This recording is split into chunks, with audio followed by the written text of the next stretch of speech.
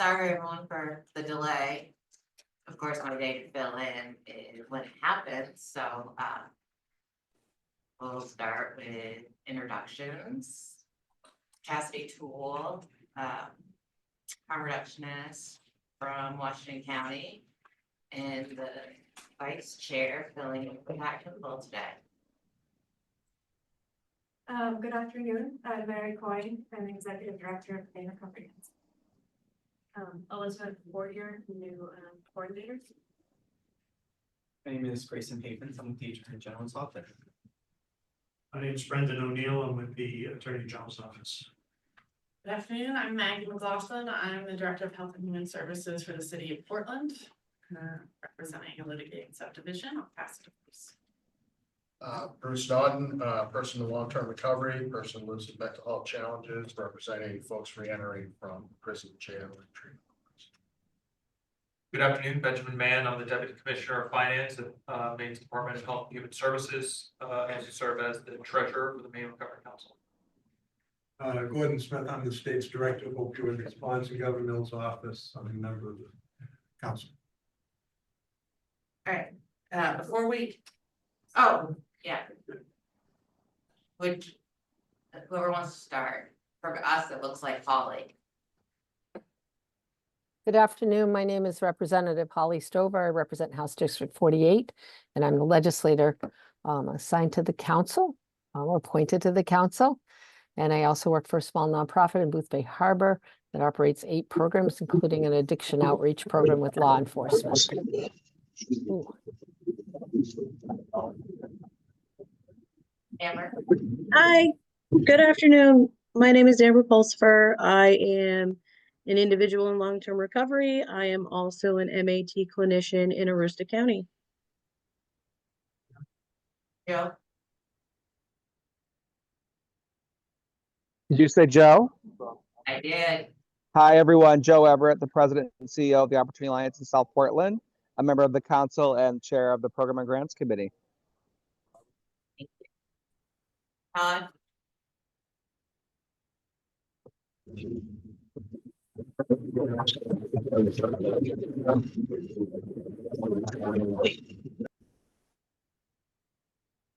You're really muffled there, so we couldn't really hear that, Todd.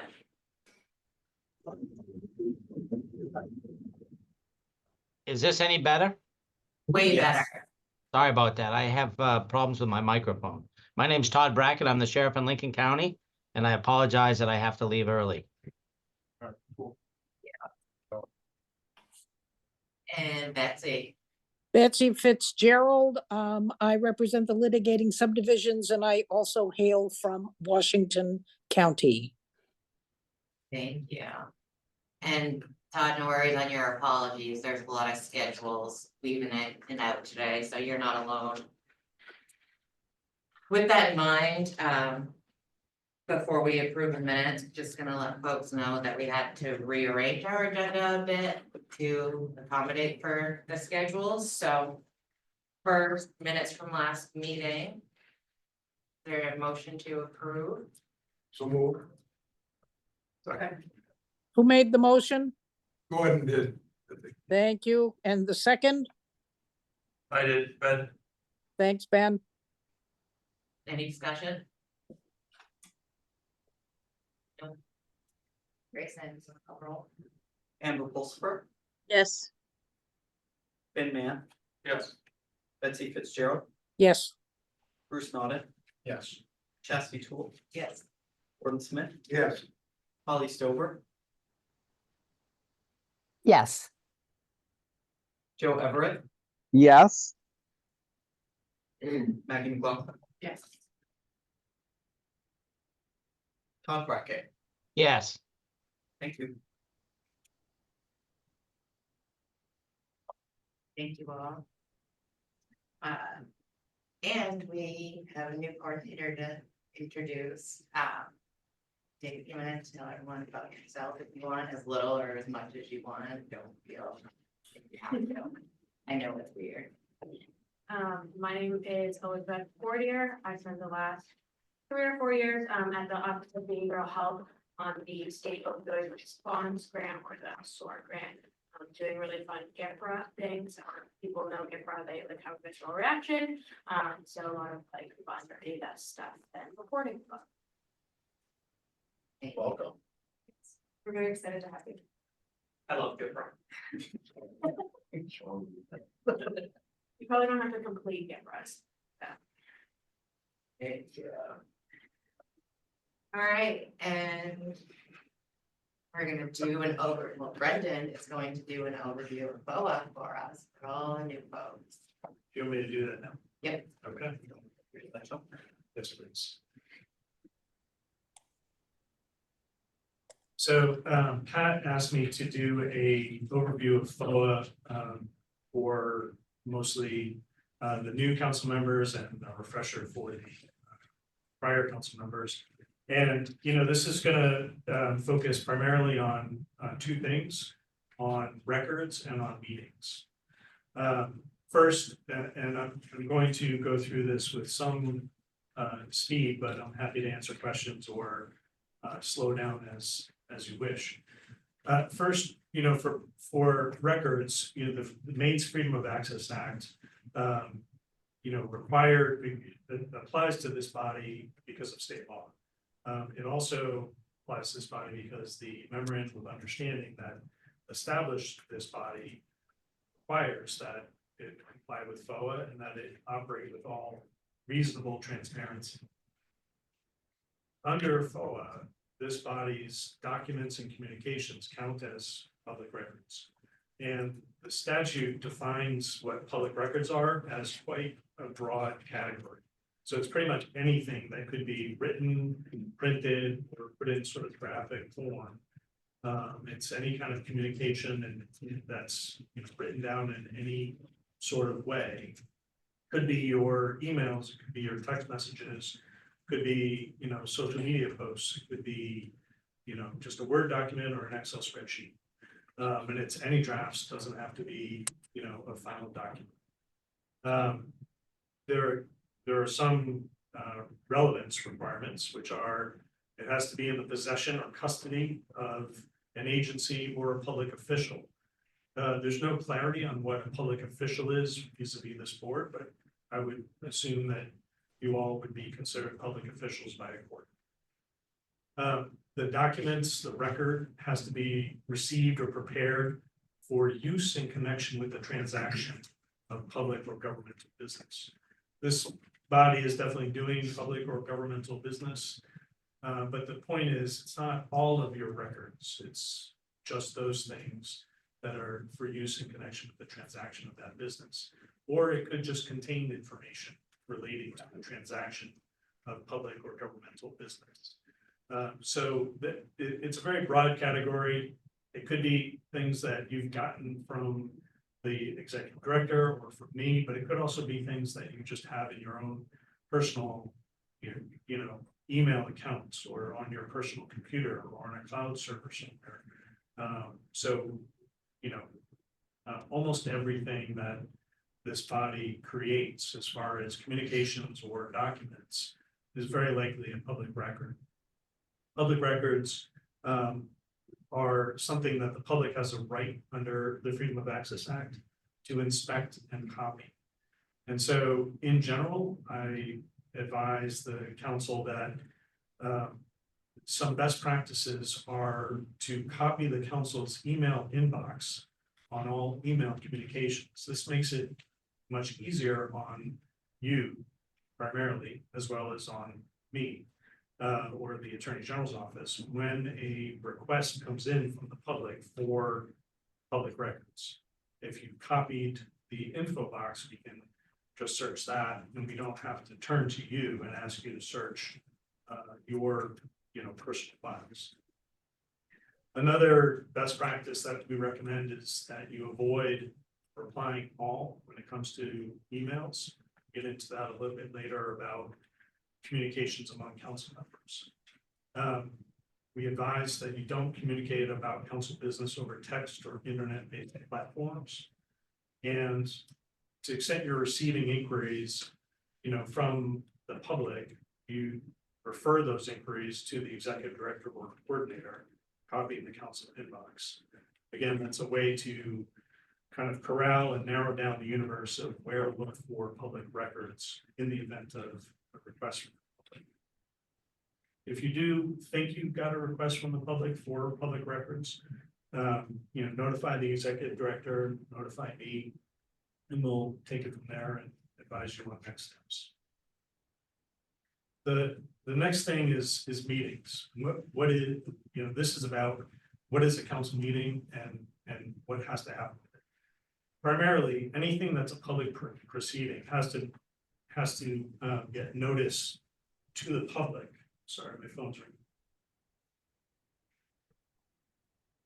The public has to get notice of the council's public proceedings, and we do this in a couple of ways that are, pretty well established habits at this point. All council meetings, whether it's committee or full council, are noticed with 2 weeks notice ahead of time. The council started out by publishing notice in the newspaper, and we also took steps to create an email listserv of interested parties. The newspaper notice is pretty expensive, but it meets the statute requirements that you notify the general public in the jurisdiction served by the body or agency concerned. This body affects the entire state. So newspaper notice was one way to get that notice out. The council members also, early on would send notice of meetings to their networks. That was another way to get interested parties involved. But primarily, we have encouraged people to sign up for the council's email notice service, and that's the primary process now that the council sends out notice of meetings. The statute doesn't articulate a specific time period before which you have to give notice to the public. 2 weeks have seemed like looking at a variety of sources, a reasonable time period, and probably doing it less than 2 weeks is not ideal. But that's the practice that the council has. I believe it's in the bylaws as well.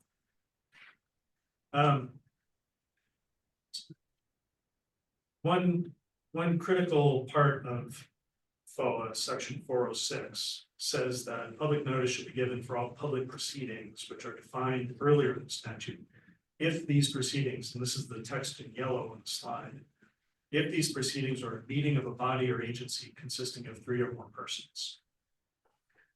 In the past, I and others have read that yellow text mean to have the text, the phrase 3 or more persons qualify what the meeting was. So I originally sort of read it as, if this is a meeting of 3 or more persons, it's a public proceeding and it has to receive public notice. I've changed the way I read that, and I've conferred with others in my office who agree with this reading, that 3 or more persons qualifies the body or agency. And so any meeting of that body or agency, if that body is 3 or more persons, constitutes a public proceeding. And this is an important part of the council's work, where we'll discuss what is a public proceeding. So next slide. The statute defines public proceedings as the transactions of any functions affecting any or all citizens of the state by this body. That itself is, quite broad and a little bit unclear. Next slide, please.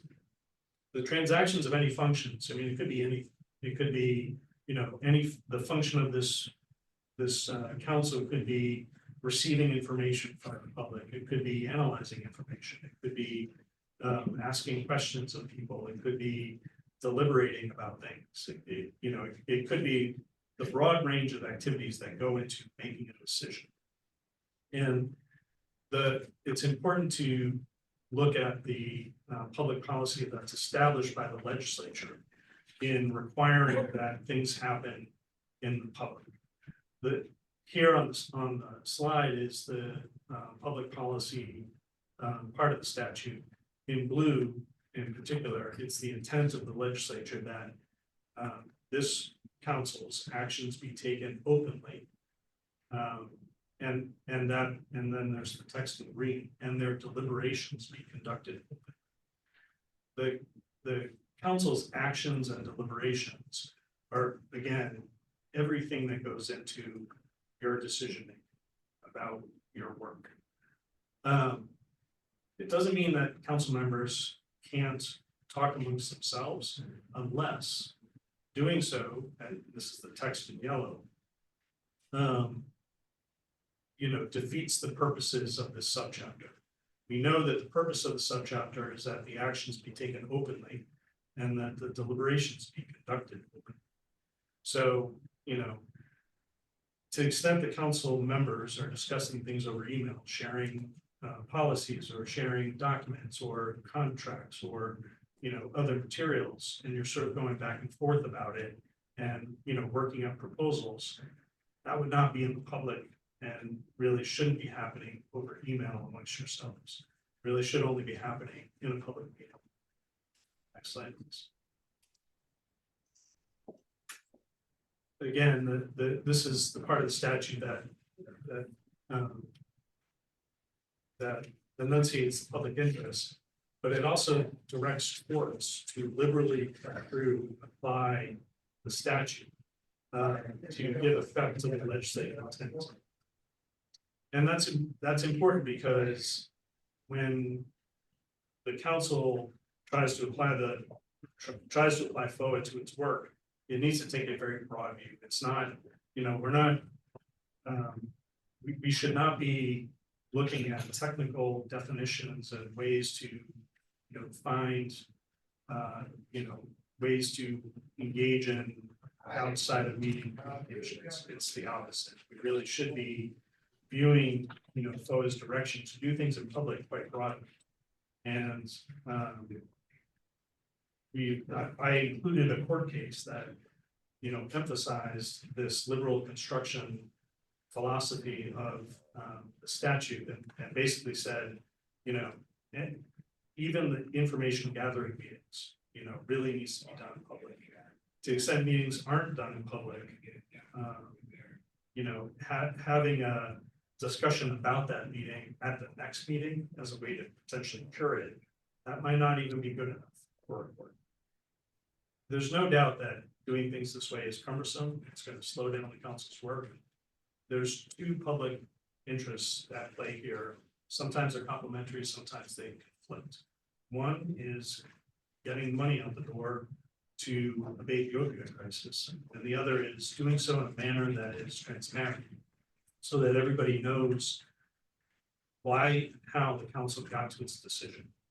What the court case, talks about a particular, scenario, but one of the messages it sends is the public the public needs to know why the council ended up in a particular decision. It's not enough for the council to make its decision in public. The public needs to know everything that went into that. And if the public is in a position where it can't understand what went into that decision, then the council hasn't done its work in public. Next slide, please. There's one of the resources I provided to you is the frequently asked questions from the state's FOA website. And the FOA website is maintained by the state's FOA ombudsman. And, this goes through, again, many of the issues that I just talked about in terms of what a public proceeding is. Anytime there's communication between council members, could just be two of you. To the extent you're talking about the business of the council, that could well be a public proceeding and may need to be in public. We're not talking about administrative tasks. If you could go ahead and I think 2 slides. So and just one more. So the FOA ombudsman's FAQs in the blue text here, say email is permissible when you're doing just administrative things like scheduling meetings, developing agendas, and disseminating information and reports. So, for example, the council is going to consider its emergency spending policy today. It's totally fine to email out someone's draft of a policy saying, I intend to talk about this at the next meeting.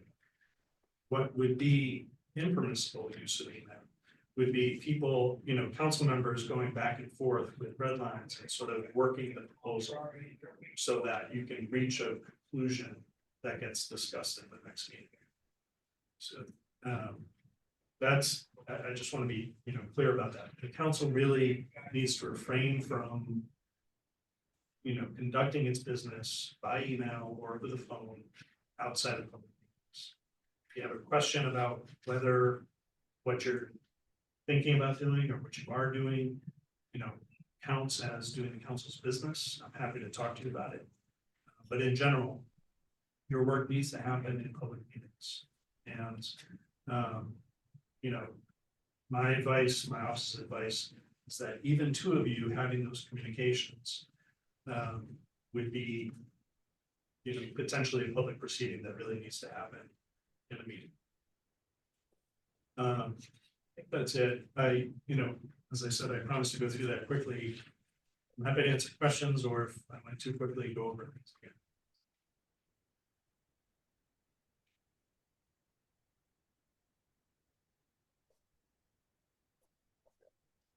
Yes. That will slow things down, I'm sure, but how is the line drawn between admin tasks and well, particularly I'm thinking of the example of the many contracts that we have to go through and defining the deliverables on those. To do that for every contract would take more than a meeting every week, I'm sure. Yeah, the contracts are a very difficult part of the council's business. And I've consulted with people who represent other state agencies and boards. When they're considering, settlement agreements or licensing, documents or even contracts, those are considered by the entire, board.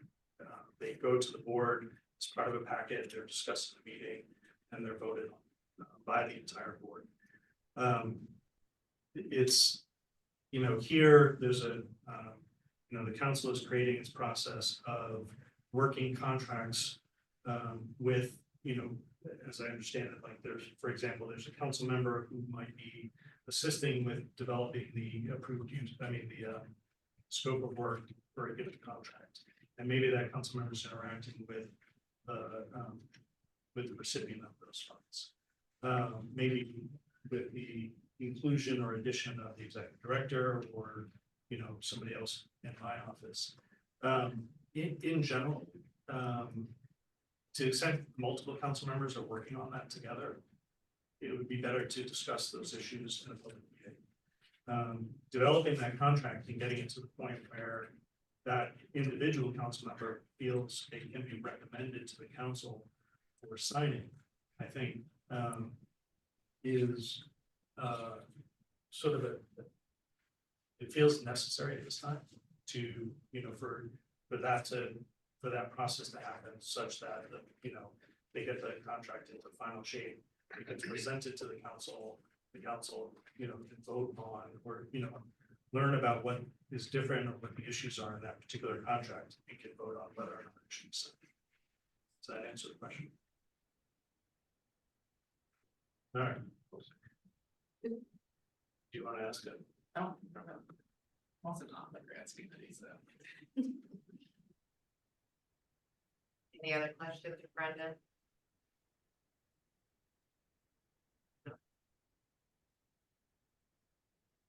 Okay. Thanks, Brendan. Thank you. That was quicker than he probably expected to ever get through that. What was it? That was probably quicker than you ever expected. Gordon. Cassidy, out of respect for the fact that Sheriff Brackett has to leave us at 2:30, I'd like to ask if we could move the discussion of the Aroostook County High School up to the next item. Dr. Vinsel isn't here yet to present the governance committee, so the only thing we'd be moving out of order would be we put this before the program and grants committee. report. Sheriff Brackett made an appeal at the end of the last session and feels strongly about this, and he's leaving at 2:30, so I'd like to have him present. I'd also like to have Doug Vince present, who also feels strongly about it, but I think I'd like to take it up now if it's possible. And they just- Gordon, can I just add that I also have to leave at 2:30? Okay, All right, right. Thank you. Could I have the floor just to begin the discussion, just very briefly? This is not throwing something on to you that you haven't heard about before. The group from St. John Valley came down, spoke at the public hearing in December. Then we discussed it at the January meeting at the very end. Then we discussed it at the February meeting at the very end. There were questions that came up that in your packet today that Peter Karen, the coordinator, has responded to. And you know, there's a couple of important changes that you need to be aware of. One is that it's already gone far enough in time-wise that they feel they can't begin the school this fall because there's 5 positions that they need to advertise and onboard, and while it's disappointing to me personally, I get it. But they would like to start a program for the 8 students in the fall of 2026, and they still need the answer today because the university has agreed to hold space for these 18 months actually to in order to start the program. But they need a commitment, even though they won't need the money until next year. It's an innovative program, as you know, because of the residential piece. It really supports Worcester County, it supports adolescents. I hope that we'll do it, and I'm prepared to make a motion to do that. I do have to add that because of the delay in the start, of course, the cost has gone up. I think a modest amount, about 4% of that has to do with payroll, it has to do with food and beverage, food costs at the university. So the original application that they put in, and I remind you, scored it well in our process last fall, was $581,791. This 2-year pilot is now they're asking for $616,037, 616,037. So I'm going to move that we add that project to our grants that we approved back in November. And appreciate you taking it out of order today. I will make that motion. Todd, I would second the motion.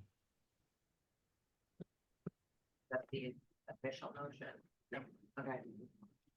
Discussion. Is it possible to do that? That we had to pass the emergency urgent funding request pathway in order for us to be able to do that? Well, we thought about that, and we did not. We were able to add the 2 Bovarious shelters to our projects. Did we do that the last meeting, 2 meetings, the last meeting again? Without passing the urgent need policy. And because I anticipate that the urgent policy may or may not pass. I mean, there's a lot of discussion there because we did a lot of work on that policy at the grants committee, so it doesn't look nearly like what I drafted a meeting ago. So I believe that that we can do it now before that policy.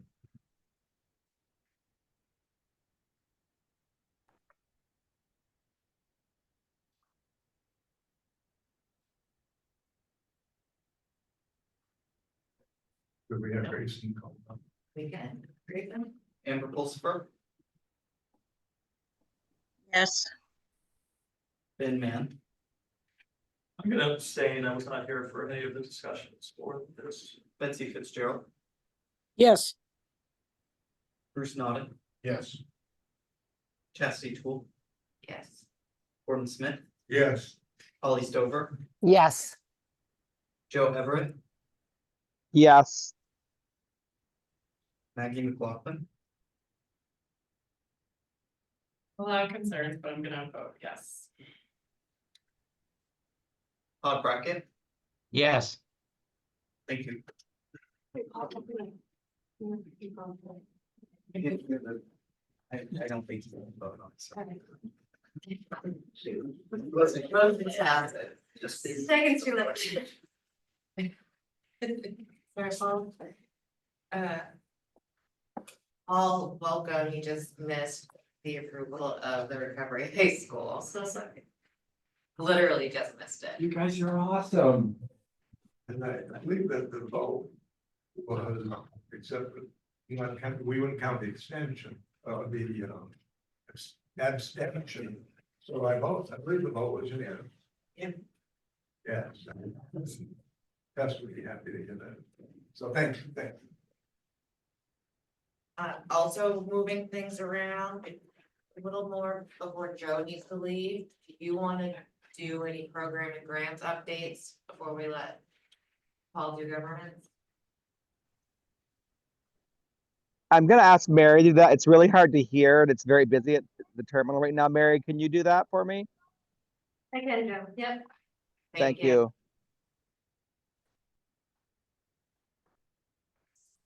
Yeah, it's in my report, I will look at the committee report outs. Yeah. Yeah, Okay. So, authority governance. Yes, please. Yeah. Yeah, so in Mary's report, she had some stuff she wanted to go over first, that gonna be relevant to other things later on, so. We're really for the things that are out here today. That's okay. Trying to make work.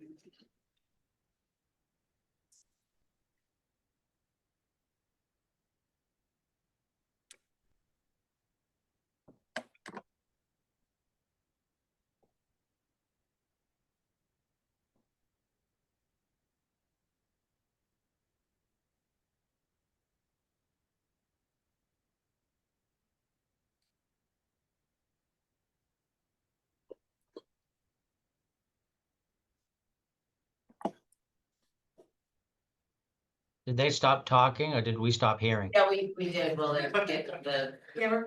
So Sorry, presentation up, sorry. We got you, Sheriff.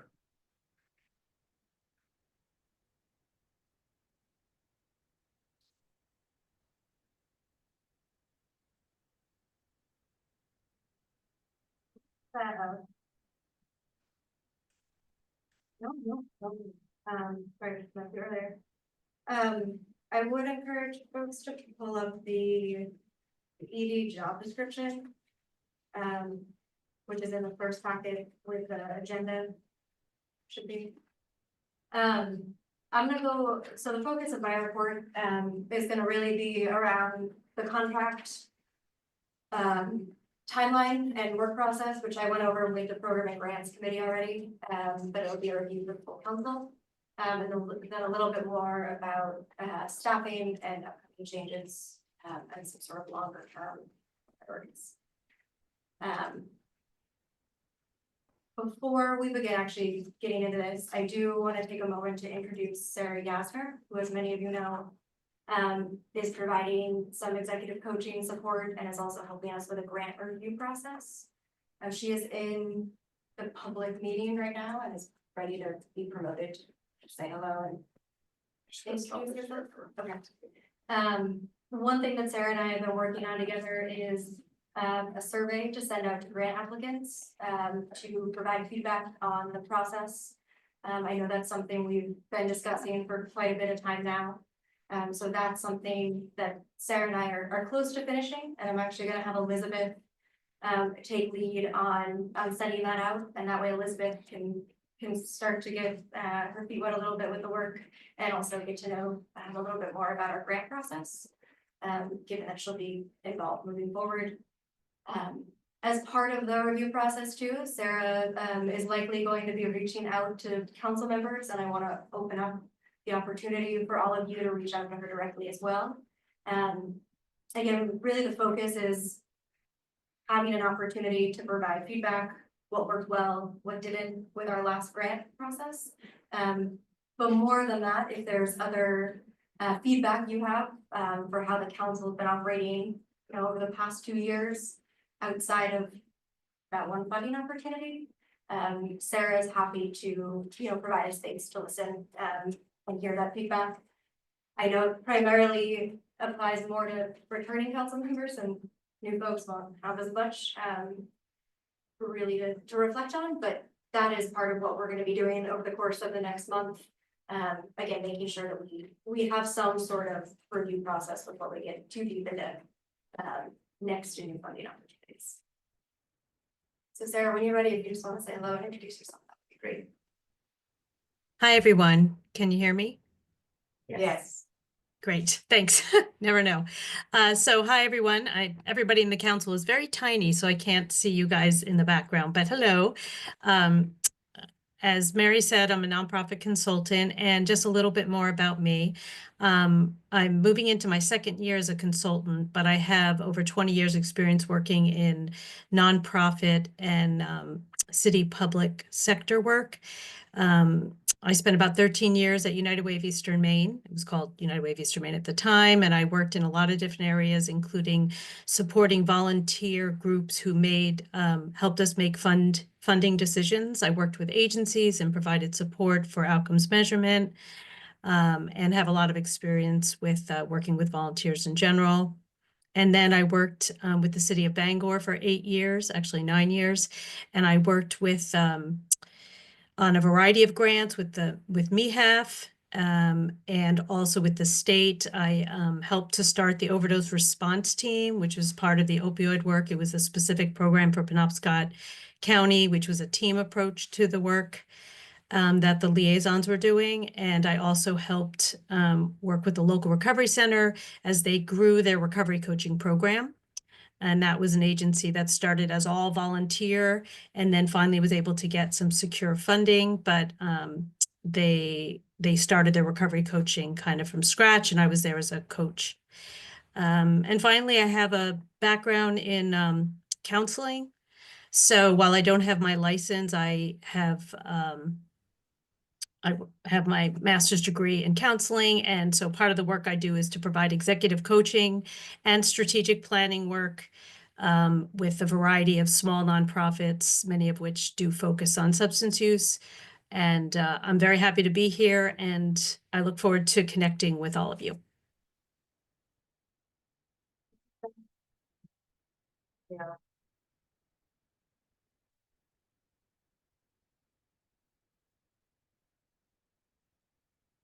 So as I mentioned, I just want to frame for the council a little bit more about what the next 2 to 3 months look like for us in terms of our contract development. We, as you all know, will start working with Barry Dunn to provide some support. That contract has been finalized, and we are now approved to work with them. Tim Curtis, who is our primary contact, is at a conference this week, but him and I will be connecting next week to get that work started. Grayson and Brendan and the Attorney General's office have also really provided remarkable support and will continue to do that, which I'm very thankful for. And Elizabeth has also already started working with the contracts and digging into that on day 4. So welcome. Next slide, please.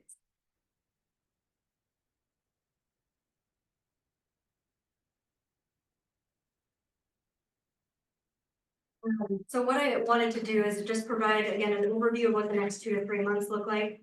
This is a pretty granular breakdown of what our workload is. And as you can see, it's ambitious to say the least. We have divided the contracts into 2 primary groups and then with a 3rd group as well. And those groups were created based on feedback we received from the survey, really doing our best to prioritize applications where they were at risk of losing primary funding that would impact their operations and programming.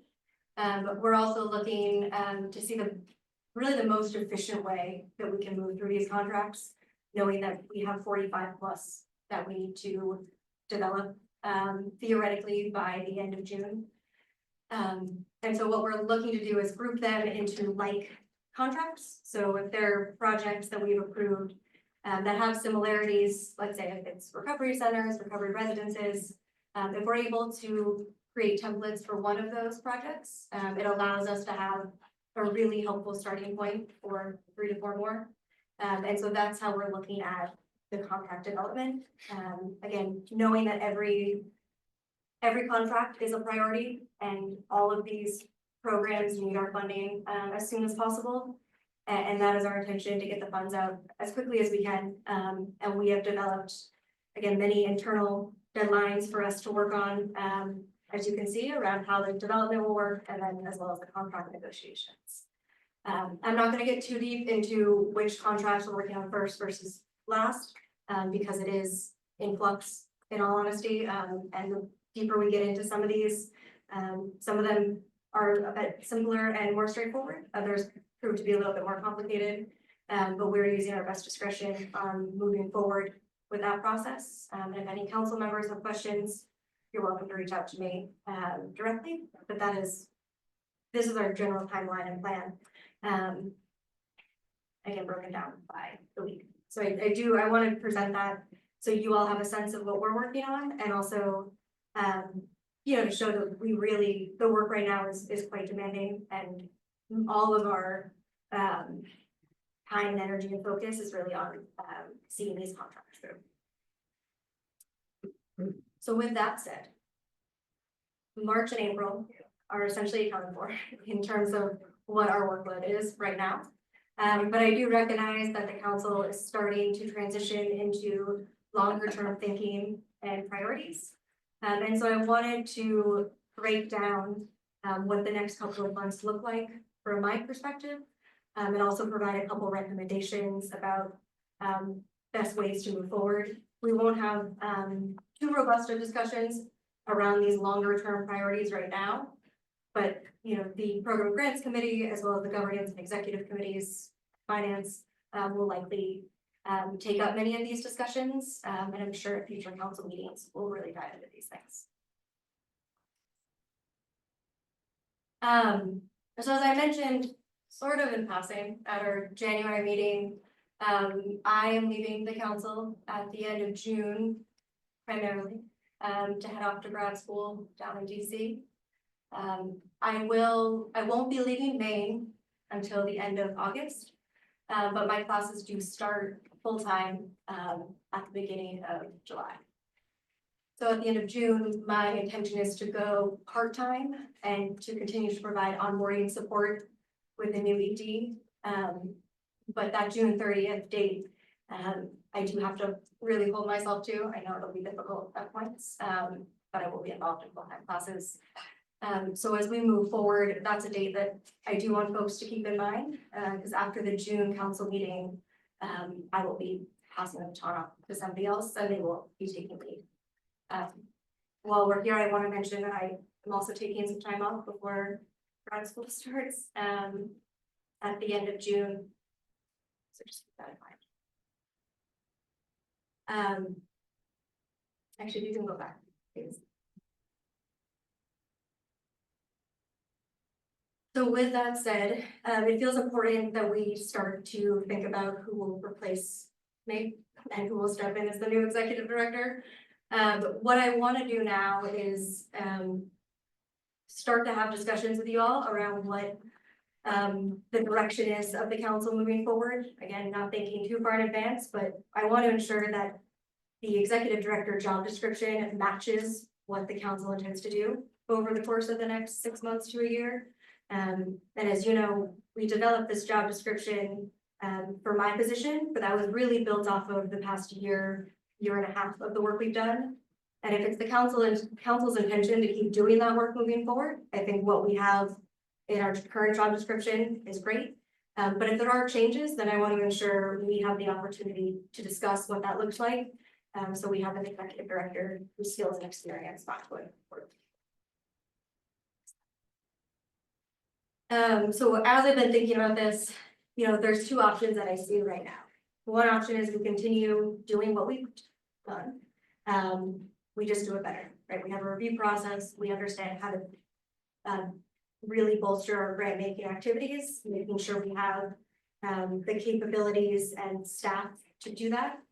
And we can keep all of that grant making, those funding opportunities essentially in-house. There's another option that I see where we look to other experts, other foundations, funders in the state, to essentially partner with us, to help us with our grant making activities. As many of the council members who are on the first term know, we oversaw that our full grant making process on our own, with one staff person, and I would not recommend that moving forward. We were able to make all of the decisions on our own, which I know was a huge benefit, and focus of this council. But I do think, we need to understand what our capabilities are with our current staffing structure. And my recommendation, again, knowing I will not be involved in future funding, would be to look at this second option as something that could be a really effective way for us to get our dollars out, and make sure that we have the capabilities and really the apparatus to do it in a way that's both effective and efficient. So I've created a couple timelines really to showcase what option 1 and option 2 could look like. Option 1, again, would be if we did what we've been doing and we think about ways that we can bolster our staff capacity and also our grant making abilities. And if that's the route we choose to go, then my recommendation is we use the program and grants committee meeting and we schedule an executive committee meeting to really dive into this job description to make sure, again, the skills and experience match what we're looking for. I will say on a personal level, I don't, and I still don't have the skills and experience to oversee a grant making process, and I fully recognize that. And I would recommend that if you do want to do more grant making, it may be helpful for us to look at folks who have experience overseeing those types of processes. If that is the case, again, we'll need more time to really develop what this job description looks like, which would mean posting the job description in April, hopefully closing that in May, and then having a new executive director theoretically selected by our June council. This is a perfectly fine timeline, but I do recognize that if we do extend the development of the job description, it doesn't give much time for overlap. It would still give us the month of July and a little bit of August. But I would have less time with the new executive director to really work with them and make sure the onboarding is sufficient. So if we do option number 2, again, looking at hiring out in some ways, or partnering for future grant making, I believe that the executive director job description we currently have is a good one. And I think it would set us up for success in finding a candidate who can really do what this council needs to do. If there are some things about the job description we want to workshop, I think the programs and grant committee could do that, and we could vote to give them the authority to make any final revisions. But within the next week or so, we could post that job description and get the process started. What that would allow us to do is essentially have a recommendation from the executive committee by the May council meeting, and then have a new executive director start towards the end of May or beginning of June, and give us at least 2 to 3 solid weeks together before I transition to a part-time role. Those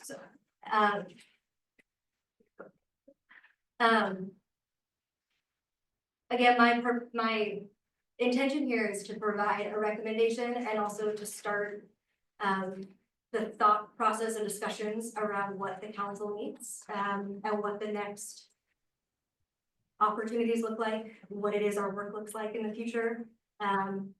I will turn it over to all of you to make that final decision, and I know the committees will likely want to be involved in really diving into this discussion further.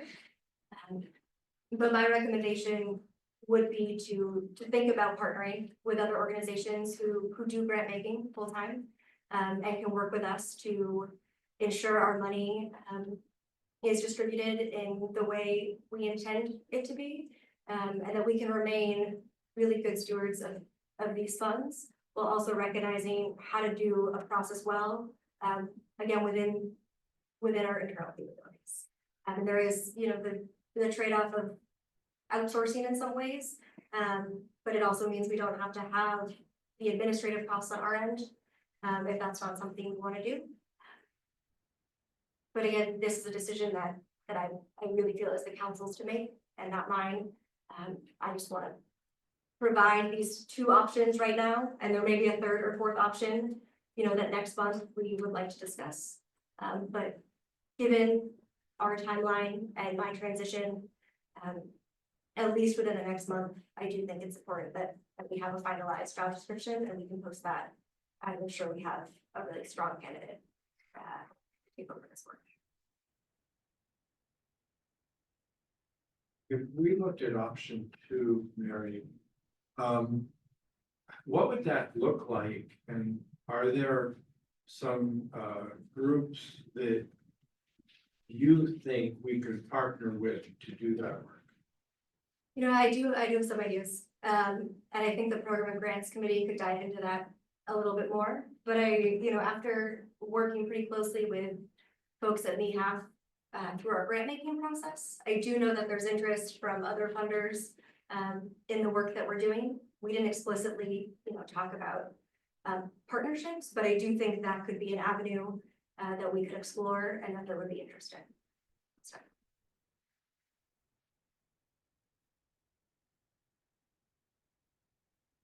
Questions, comments?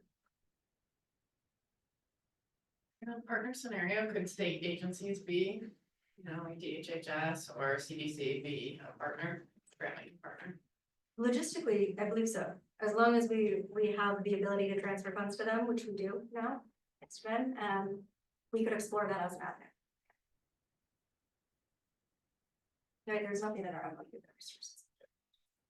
There's nothing about the council's authorities that would prohibit that. I think it's more on the agency side, whether they have the authority to engage in that funding. I just to talk that through a little bit, I think we would want to establish a budget by which we are giving to the partner agency for the upcoming year of what they're doing.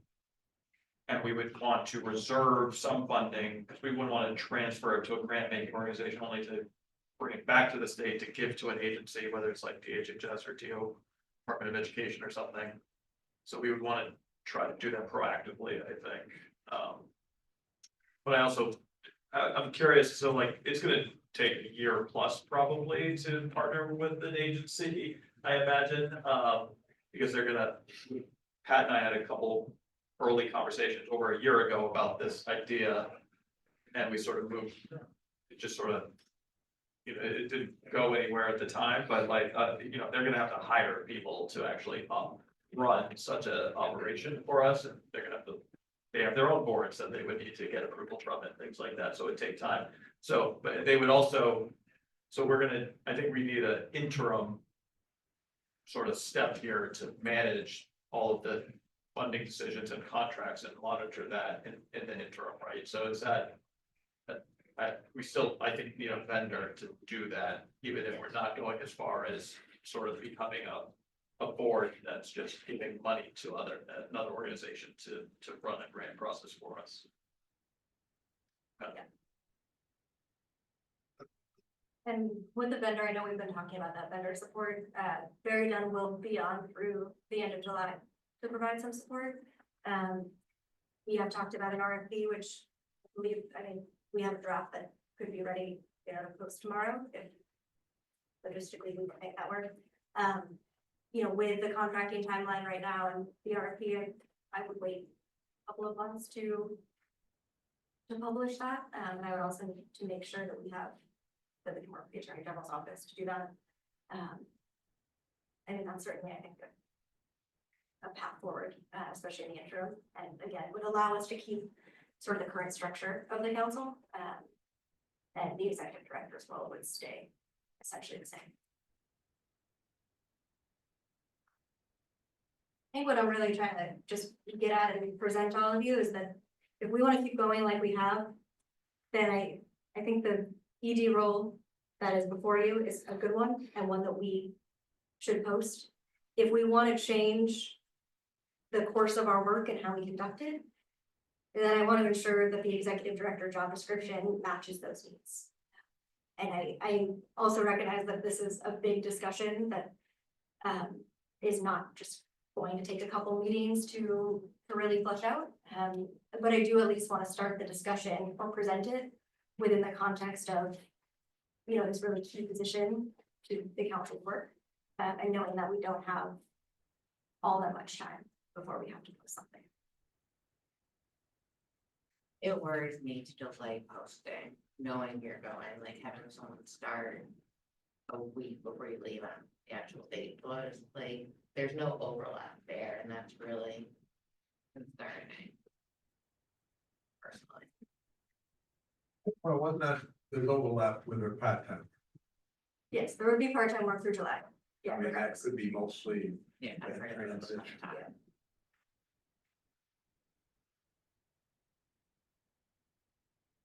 Maybe it's under the partnering idea. Maybe this has already been talked about. Is the idea that like what that partner would do is for development? Or is that, do you anticipate that that partner would, you know, help facilitate the council's grant making process?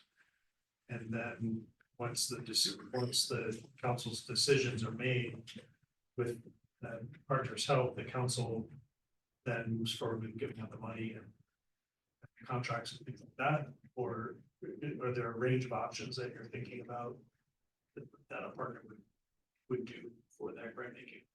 Yeah, there's certainly a range of options. I think what does not feel feasible is to undertake another full grant process with just an executive director. I think if we want to oversee completely on our own, even with vendor support, we will need additional staff to do that. You know, not only to oversee the actual grant making process and the publication of that, but also contracting, right, which we're in the weeds with right now. I do think, again, it's really just trying to balance what it is we can do internally and what we have capabilities to do and what we may need to look to other organizations to support us with as partners. Or it may be we bring on, you know, additional vendor support that can cover sort of a wider scope of services than what we've done. And do you anticipate an RFP kind of process to try to identify those partners? Yes, I do. Where would that, TBD. I think after the executive director is brought on board? that would be my preference. Again, with the timeline that I presented at the beginning with contracts, I do recognize that I'm at capacity right now with what I can oversee and the projects that I can take on. And I mean, there's going to be a lot that needs to happen in this transition, no matter how you slice it. And I would encourage the council to start any new funding processes when there is a new ED on board, because it would add one more logistical challenge, I think, for me to start overseeing a process that I would then hand off to someone to essentially see, you know, 75%.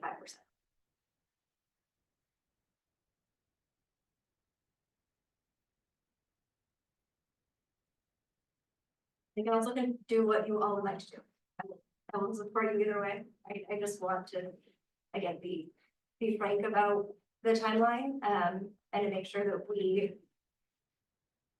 we operate within, you know, the parameters and constraints that exist, and to be realistic about what we can expect. I think that both of those options could work. One will certainly be a lot easier in the partnerships one, front end at least, not sure on the back end. Staffing up will be significant, but if the council wants to retain that level of control, then that's what needs to happen. And I think the second part that we haven't talked through as much as well is like the staffing up on the accountability. So we're distributing all these grants, but we have very little mechanisms to actually monitor that the funds have been used appropriately. And that takes a significant amount of time and expertise.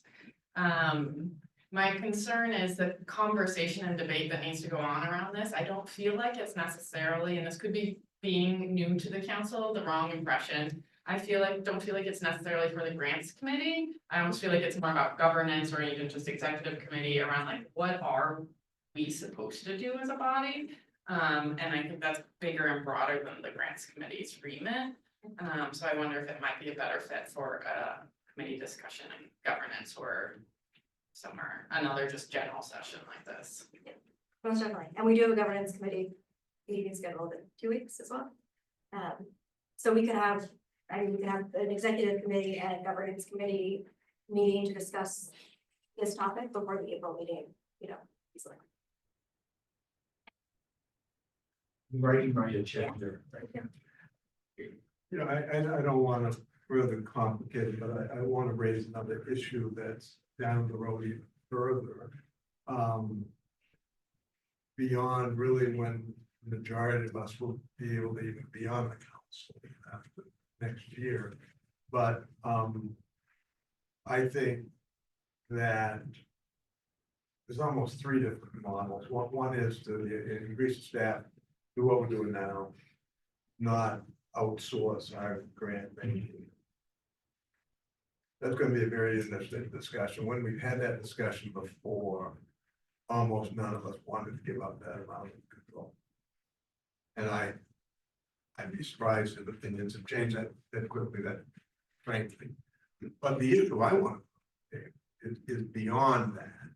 It's probably 2 or 3 years from now, but remember, we've got 16 years left. I'll be at 95.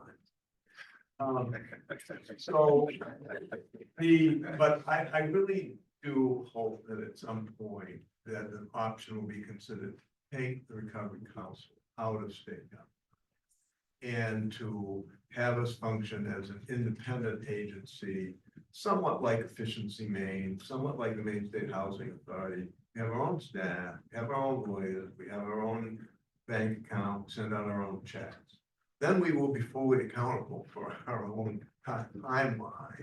Now, again, this is not something even during the Mills administration term, I'll be honest with you, but again, it is, I think as we hire a new executive director, I frankly want to see somebody with the skill set to be able to at least lead a process like that would have the skill set to bring people together to understand how government works, understand the significance of that. So again, not something that I need to mention again for many, many months, but I do think that that it's an option. Maybe at that time, whoever's around this table decides it's not the best option.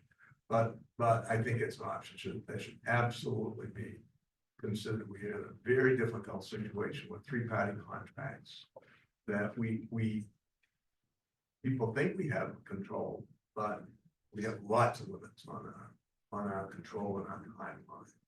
So would that require Congress? Well, yes, it would. I'm glad you asked that, Dr. Benson, because it would require President correctly, but it would clearly require a change in the statute that followed, but more significant. We could accomplish that. This month. It would more significantly, it would require a change in the court decree. And that requires the consent and inclusion of the subdivisions. And that's why every time we come up with a decision that, like if we wanted more people on the council, anything that touches that, we said, oh, the approach might be, oh, that's much too big a lift. One thing that amend something down there, not that difficult. But once you get into those court street and have to deal with the 39 subdivisions and their lawyers, at least some of whom are still in New York City. Right? That's a big lift, but I think but I still think it's an option. We shouldn't shy away from it just because it's a difficult lift, because we might really make things considerably better for the last 15 years of this process.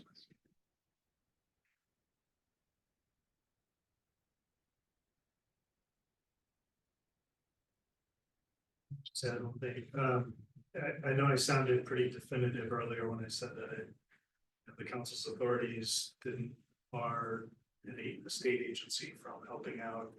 And I want to be somewhat less definitive about that and reserve my right to think some more about that. Thank you for that clarity. Can you go back to the opposite slide, Chris? Which option? This one. Okay. I mean, so I just want to. I mean, maybe what Gordon just said is a third option, I think, and it's probably definitely longer term and shorter term. But, option 2, I think here is more of this board, this council functions much more like a board of directors, and we are basically a pass-through for funding to an agency that's going to run their own process. We would spend a lot more time developing the direction of where we want the funding to go.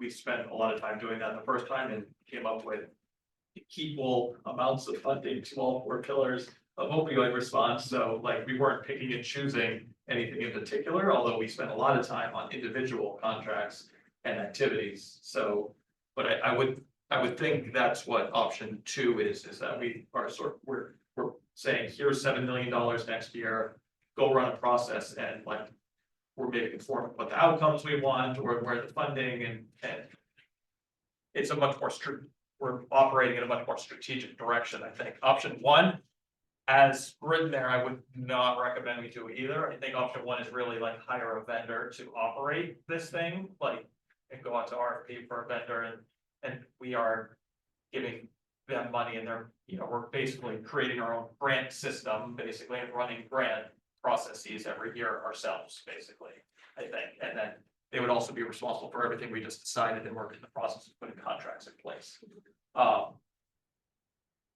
Either way, I think just to get back to the executive director job responsibility, I think we should prioritize or at least include that's preferential some sort of nonprofit management and our grant making experience in the job description, because I think the executive director role is going to be more, the subject matter expertise is at the council level here, and the executive director should be more of an operations and implementer to carry out that work. And I think you've done an amazing job over the last, since you started, but we need that's what we need, right? We need to take ideas and actually turn them into contracts, basically, and get the funding out, so. But that's what I think that's missing a little bit in the job description. And thank you for that, and there's a part of me that feels like I grew up with this council in many ways, and right now I'm outside of my depths of expertise to support the council in some ways.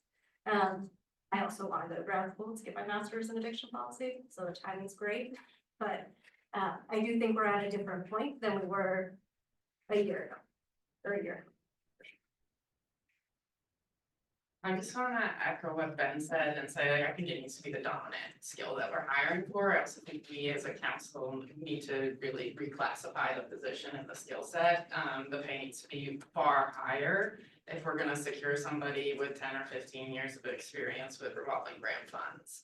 And even if we end up doing option number 2, that knowledge would be very helpful for them to understand and lead through who we're going to partner with and understanding their processes for confidence level. So I think Gordon, the part you mentioned, I do wonder if we could perhaps outsource that part to a lobbyist litigator type group to help navigate some of that while we work on this interim space.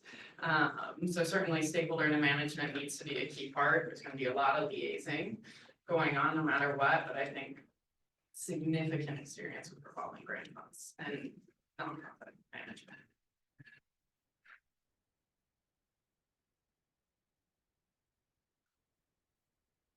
But we need more people too in the interim than if we're not committing to option 2 right away.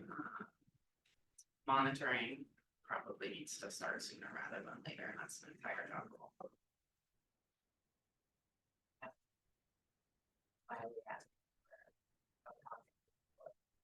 See. And there's the schools grant program.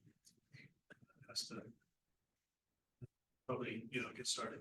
Can I say the good news about that is the MOU states what the grant making or what the grant needs to look like and what outcomes we need to measure and what we need to look for.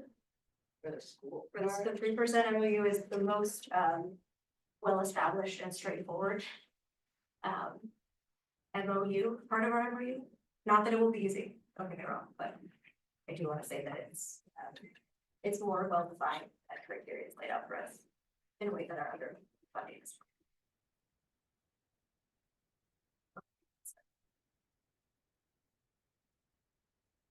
Karen, can I ask a question that's not regarding this, but regarding what you talked about first?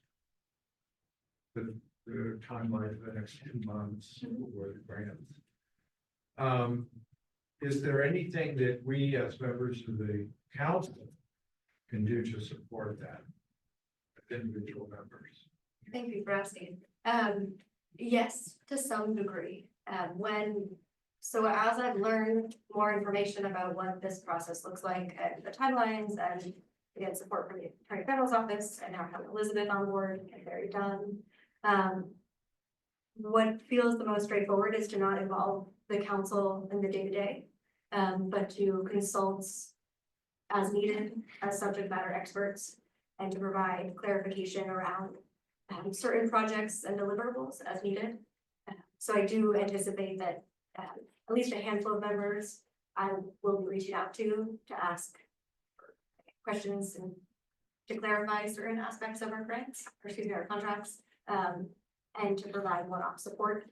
Initially, I had thought about involving the council in the initial process of developing those. And I think it adds another layer of management and oversight, and also still required me to review the contracts to a level of detail and to agree which it made more sense for me to work on developing them. And again, with the support that we have, but reaching out to the council as a subject matter experts this week.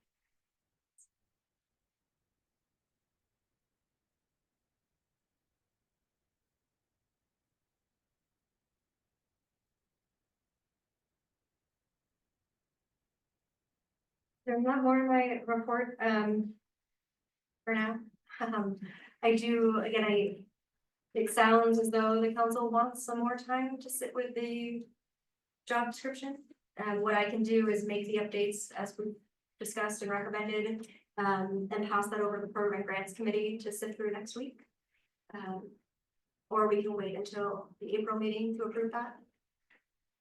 I do think we need to just have a final discussion around that before we move on.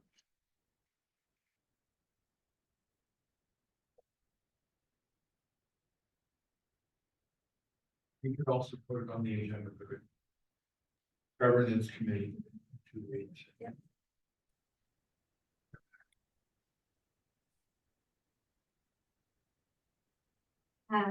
So does the council, it sounds like what would be best is if I make edits to the job description based on the feedback from today, send that over to program grants. That can be on the agenda for Tuesday and then also on the agenda for governance. And we can have a final draft of that job description for April to approve and then post. Sounds great. Does that sound good? All right. All right. So now we can move into committees. And then Paul, you're at the top of that with governance. Okay. So we had our grant our governance committee meeting, February 28th. And we had we spent the whole time discussing the draft proposal for public comment, the monthly MRC meetings, and I thought it was just a great discussion. And we came up with a final proposal that I would like to present to the council for approval.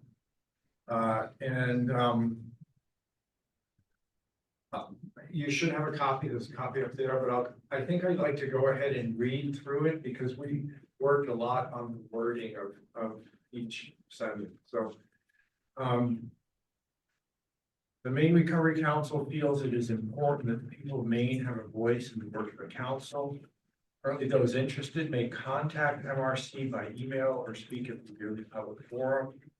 MRC would like to increase the ability of the public to comment on issues related to the work of the MRC. MRC is particularly interested in voices of recovery and those affected by the opioid epidemic. Now, that's just kind of a preamble. Then nuts and bolts are beginning at the MRC meeting May 8th. 15 minutes of meeting will be scheduled for public comment. This will occur early in the meeting after the introduction of members and staff. The MRC chair will moderate public comment unless the chair delegates this to another member. Public comment may be given in person or on the Zoom video thread of the meeting. Those interested in giving public comment should email MRC prior to the meeting, notify the MRC if the comment will be given in person or by Zoom. Request to give comment at MRC meeting should be submitted beginning the Monday prior to the meeting. The MRC will make a schedule for the public comment based on first come, first served basis. Once all comment slots are full, people will need to wait until the following month to request to give public comment. Requests for public comment will not carry over to the subsequent MRC meeting. Each person giving comment will have 3 minutes to comment. At the end of 3 minutes, the speaker will be asked to stop. The speaker may be given further comment to the MRC by email. May give further comment. I'm sorry, by email. The comments should be regarding the work of the MRC and do not necessarily need to regard items currently on the agenda of the MRC. Public comments during this time should not include a request for funding for specific individuals or organizations. All public comments should be respectful of all people and groups involved. Any use of foul language, threatening language, raising a voice, or disrespectful language will be cause for the moderator stopping the speaker. Those making public comment should not expect an immediate response from MRC or expect further discussion of the comment. Any MRC member may respond to the public comment by sending email through the executive director of the MRC. If an individual council member is responding to a comment by email, they should CC the MRC info email. And so I open this to any comments on the wording or the theme. I have something very small, but also very big. Saying we're particularly interested in voices of recovery. I personally hate it. Because to me, that reads, if you're someone actively using drugs, we don't want to hear from you. We want to hear from the people in recovery. And I would change that to people with lived or living experience. Particularly interested in voices of people with lived or living experience. Yes. With substance use. I would agree totally.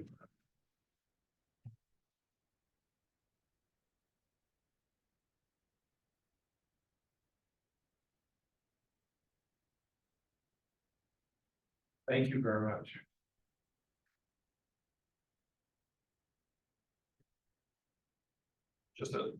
Thanks for the work that went into that and reading that, Paul. I had contemplated before, so just off the sort of hearing that for the first time, I think I just have two reactions. I'm in favor of it. I do think, and just to relate it back to the legislative process, which sort of Brendan laid out with the FOA overview as well, that the legislature basically convenes public hearings or work sessions, right? They do all their work in work sessions and they hear from the public during public hearings. I just finished testifying in front of the legislature for a month on the budget, so I'm this very front and center on my thought right now. But if we dedicate, 20% of the time for every council meeting, we're essentially having a very public hearing every single time. And I do know that, our agendas were more than packed and have a lot of work to do. So doing that at every single council meeting once a month, would be a lot of time, I think, but I think it's important. And I guess my second piece is like I think that would try to relate that back to our conversation about where we want to go with the council, that I would think that would push us even more into like the second option that Mary was saying, because we probably have too much work to do. We don't have enough time to do the work that we have to do. So it's going to be difficult to run a grant making organization and with even less time, unless we're going to start meeting more than once a month, I think. So that would be I would think we would be and maybe I'm drawing too many connections here, but I think if we're going to be shortening our meetings by doing that, I think it's gonna be harder to do the work that we have to do, basically. I don't know if you contemplated thoughts on. Oh, we that. certainly did. However, we felt that the importance of public comment on what the work we were doing overrode those considerations. My personal feeling is that our meetings could be run much more efficiently. We could get the same work done in 15 minutes less each meeting. That's my personal feeling. I didn't voice that at the governance committee meeting, but that is how I feel. And the only other thing I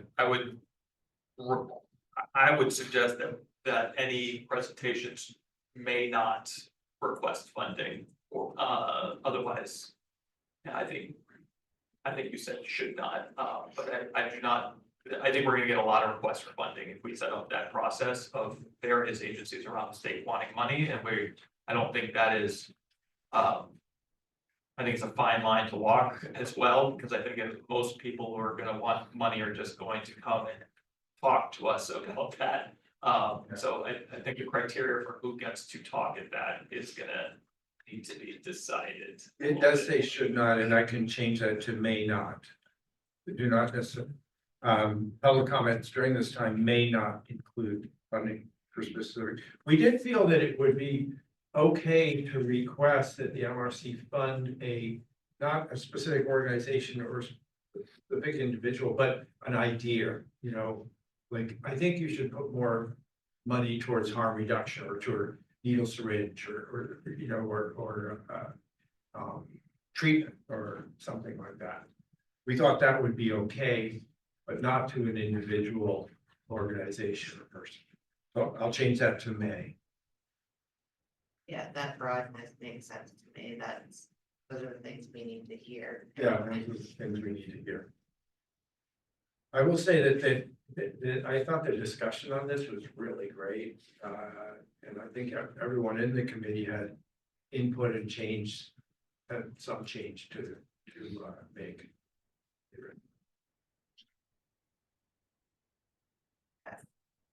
Yeah, I've been a part of the governance committee, so I've enjoyed the discussions on this and echo the importance of hearing from our community. One thing that I brought up during the meeting, and I still tend to feel this way, in terms of the process for signing up, of, it being the Monday before, you need to email. If you don't make the cut, you don't get put on a wait list, you have to circle back. And I think, you know, for people like myself or Ben that testify at the legislature all the time, or many others in this room, we know how to navigate public comment, you know, we know how to email. Like, I'm a community organizer, I work with people all of the time on signing for testimony. We have to give them step-by-step instructions, there's a lot to it, so my only concern is if we pass this and we're finding that we're only hearing from certain folks, and it's very obvious that other people are maybe not accessing the public comment system, that maybe we would be open to making amendments. I agree totally you know, we'll try it, and if it's not working, we can change it. I just wanna make sure that Yeah, I'm open. all voices have a chance, and Oh, yeah. the process doesn't become so overwhelming that people are just like, you know, like, this is too much, I'm not gonna bother, because it should be accessible to everyone. The reason I said that there wouldn't be a wait list is that I think that our whole year would be spoken for within the first month. The wait list would be so long. Personally, I can see it either way. I mean, you see the numbers we get of people who show up in person and the people online. I mean, it'll probably increase with that, but it'll take a while for people to even know that that's an option. So I think personally, I'd like to start low barrier and accessible to people, and then if we have to add other things later, go ahead, and maybe it's just you're here and there's no one here, so great, it's a day I can talk. It can go either way. I don't know that will stay. I can't even think of one. I don't know that we will have too many people all the time. Like, it might be at first, people might know, but I think it'll level out. Especially if there's no specific funding request that can be done.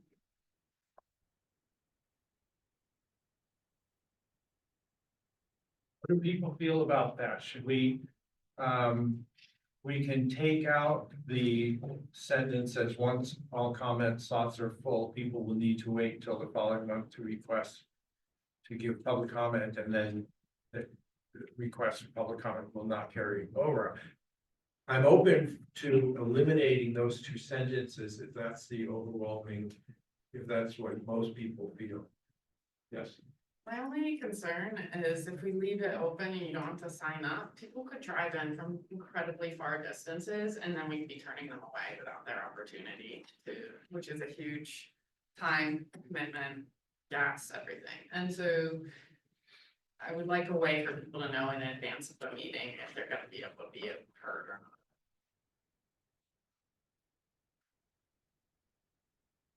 Like, that could be solved by just having the wait, like, using a wait list, so that way maybe not this meeting, but then you're on for the next meeting, something like that, but.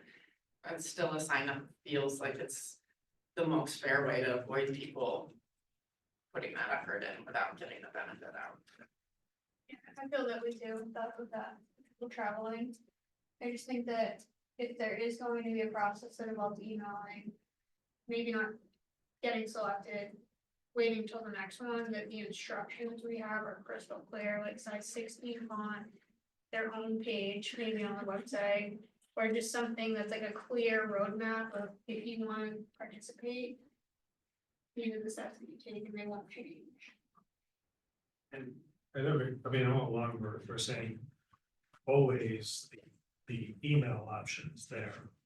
Even if, like, if you don't get a slot, or even if you do, you can always send an email. Or I've noticed that I never receive emails from the public of what they're saying. Is there, or do we as a council get copies of what's sent from the public? So we started adding those into that Dropbox folder that had the public testimony from November. There's another subfolder within that. And then we also, for what we received this month, we printed out. Yeah, but we don't. This question's come up a couple times of automatic forwarding, and there was a split with the council. There was a few folks wanted to receive emails in real time. The majority of the council wanted to wait for each month to receive those. So have opted to do the Dropbox. I don't know really how to use Dropbox. And, okay, Speaking of barriers, yeah, I mean, if you send me a Dropbox, I can use it. it's a link, it's like a Google Drive. Good now. I went and double checked it after she told me today, and that same link you got a couple months ago, it's in that same one, like I downloaded the app. And it's in that folder, it's labeled, I already forgot what it was labeled, but it's in the December 24 folder. So it's the same link that you had. I can reset that. I'll reset it. Yeah, but this packet is what we received this month. And it doesn't include our responses, but we respond. Just like the one that we received yesterday.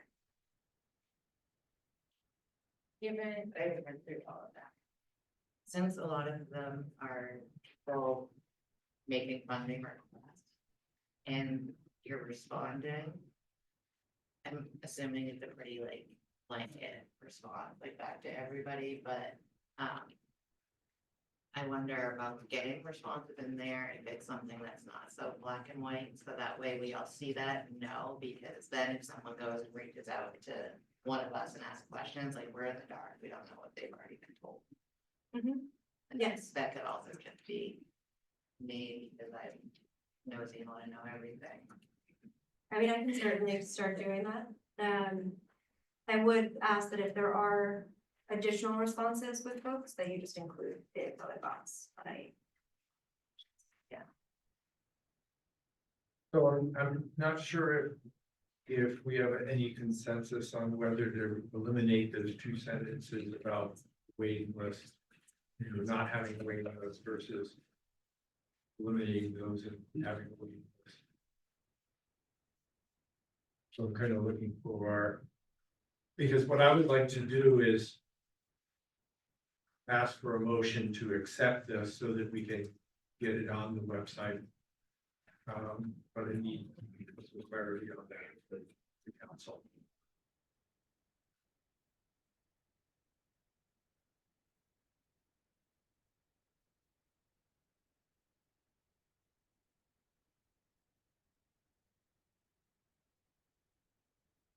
I just say that, I just think the advantage of not having a waiting list is that you may have some of the subject matter covered by somebody else that may be on the waiting list.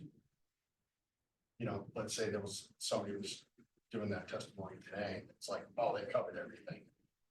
I just think there's an advantage to reapplying, following along. Because of that, because some of the subject matter may be covered by those, or whatever it is, 5. You know, work out about 5 each month. I think from an administrative standpoint, the wait list is logistically a little bit harder to manage versus every Monday. Seeing the first 5 that come through and approving those.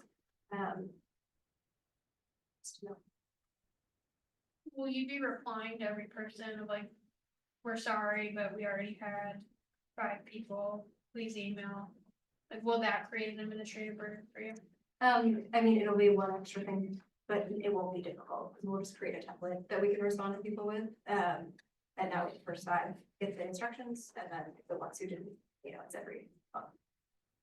Not the same way. I think what would be helpful is as we get into this process, if we do adopt it, that we can give folks a sense of how quickly the list fills up. So after the first month or two, if we say, you know, by Monday at noon, we have 10 requests. And that gives folks a good idea of the demand, I guess. So that hopefully we don't, you know, receive a ton of inquiries that we don't. Absolutely. Just to clarify, I'm assuming that Monday prior to the meeting means that at 12:01 on Monday morning, folks could email us.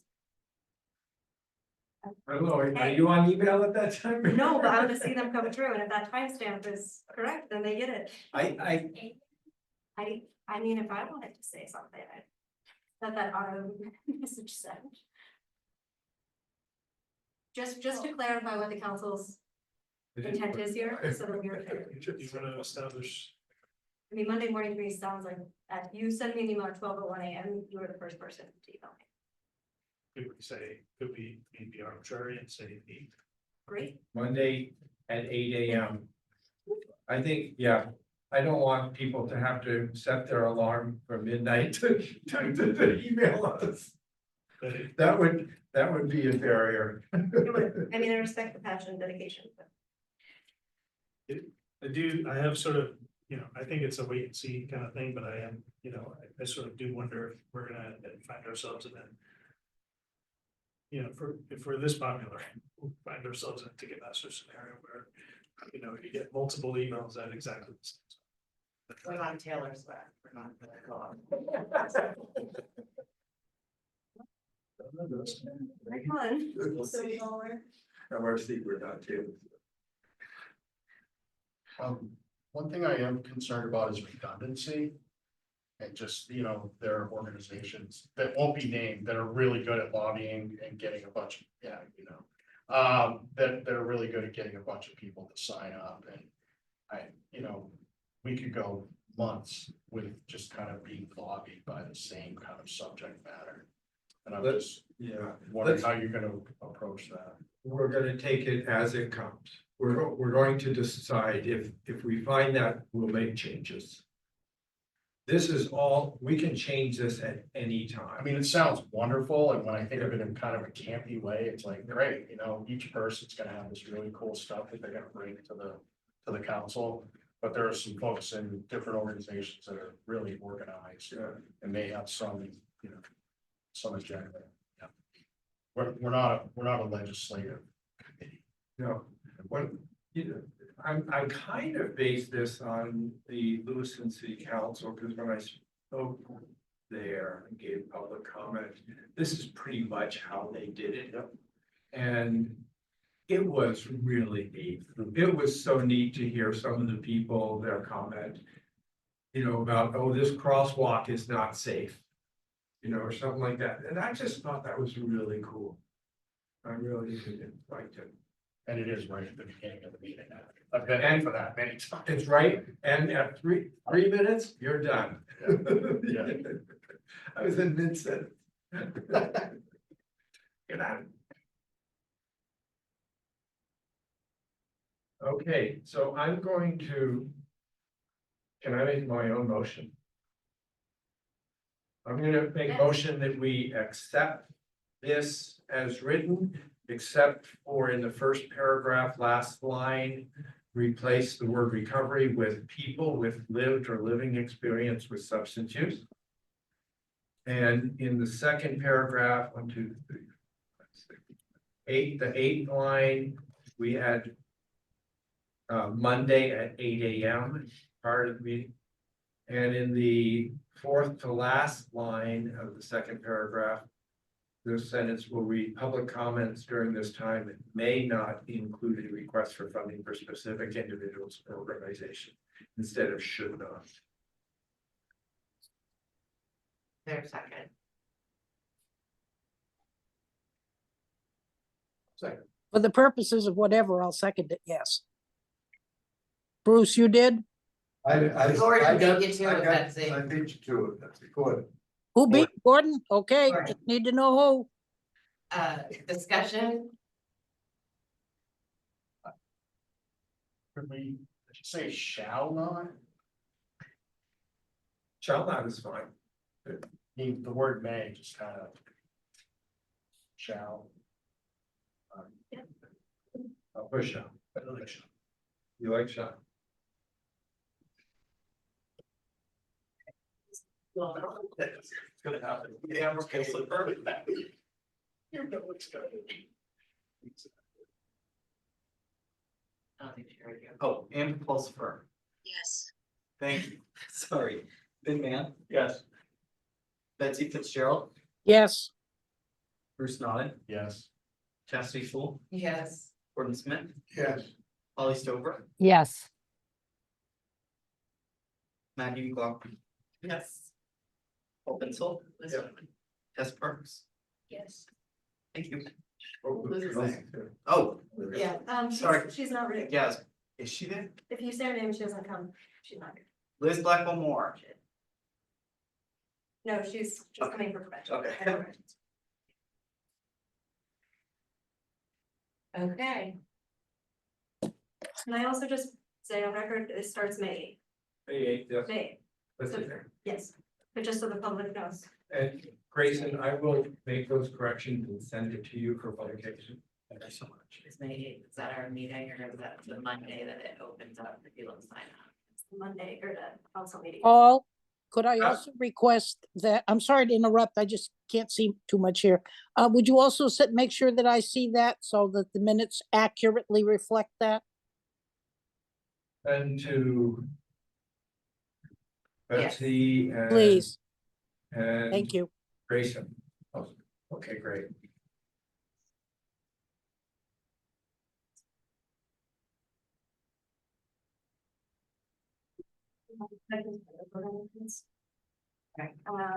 If we want to do a report out first on the emergent funding. Converted. I think policy. I don't know actually which one we're reviewing first, yours, Brendan, Gordon's.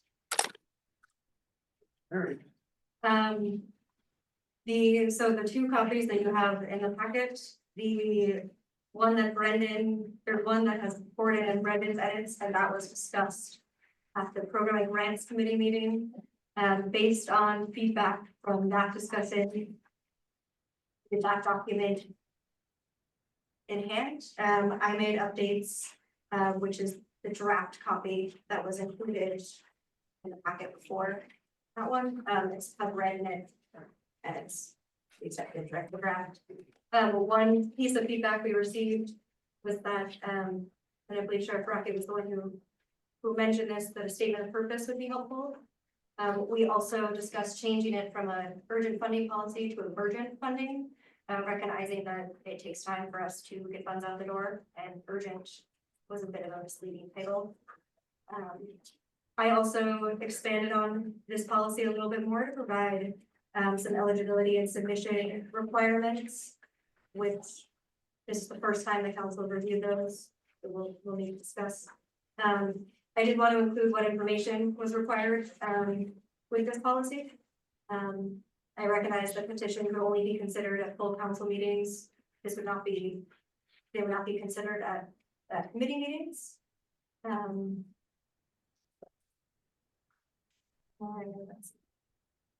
Oh, and at the end, I also made sure, we recognize that the policy expires on December 31st. But I added that it was subject to revision, suspension, or termination at the discretion of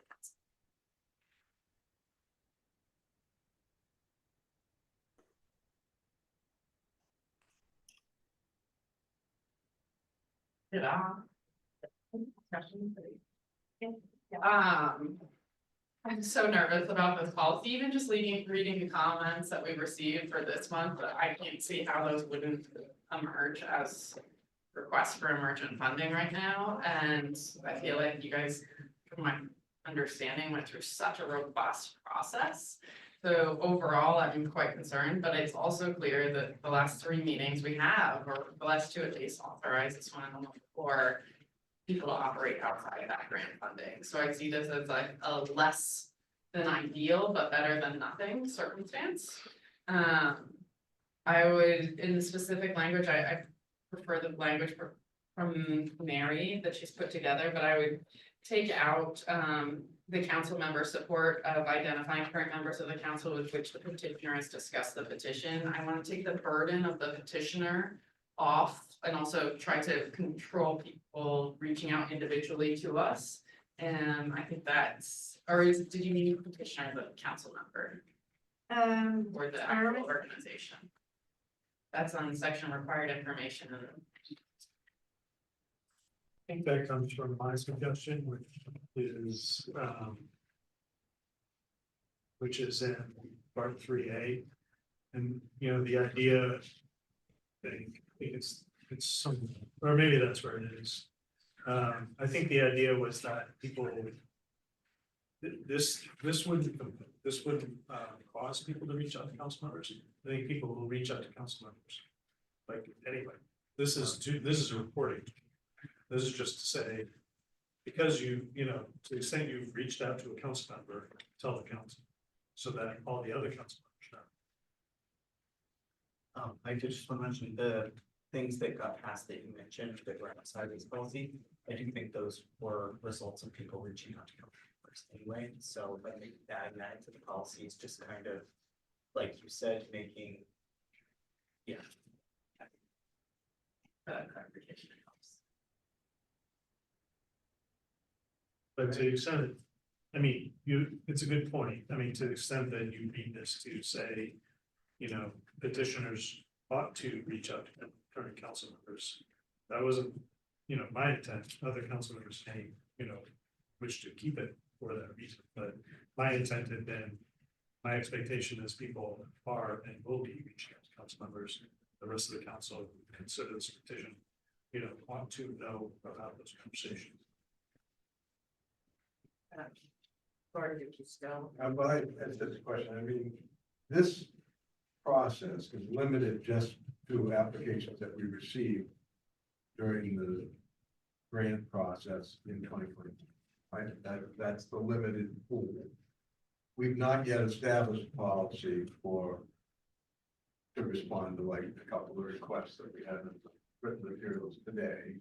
So that's not at stake here. So it is but nonetheless, that isn't pool. I think we removed the language. No, we've still got an average score. So what's the eligible pool here of organization projects that are eligible? I mean, we had 120 applications, something like that. We funded 45 of them. But I don't know of those remaining 60 to 70, how many had a higher than average score? I live about half. So anyway, this is limited. I don't know how I'm gonna vote, I'll be honest with you, because I feel that I started with something that's straightforward and even we talk about emergent. By the time they give us, we have to get 30 days for the thing. Then you get it, then you send it out to all of our, then there's something about two weeks, no sooner than 2 weeks. I just had a headache on time, I got done with the thing. So, I mean, I probably would support it because again, I do think it's important for those 30 or 40 organizations to, you know, they're good projects, they scored, and it would almost be inappropriate having supported funding for the low barrier shelters in the high school now to deny, you know, others that are in similar circumstances, the opportunity, but I think we've overcomplicated. Under this, I haven't had a chance to read it all yet. What would be the obligation? What would be my obligation if someone came to me and asked me to consider their funding and to bring it to the MRC? Am I obligated to do that, or can I say to them, You can say no. can I hide? Like, I mean, that might be a tricky response, but you could try it. What you would be obligated to do is, someone could reach out to you and request your support of their petition. If you did support the funding they were requesting, you would notify me, and if I received 3 petition support essentially from council members, then I believe that I would notify the applicant. And then that would be considered on the next council agenda. I do recognize that, I just want to say, we right now don't have a limit to the number of petitions a council member can support, nor do we have any limit on how much funding can be requested or how many times an individual or organization can petition for their project to be funded month after month.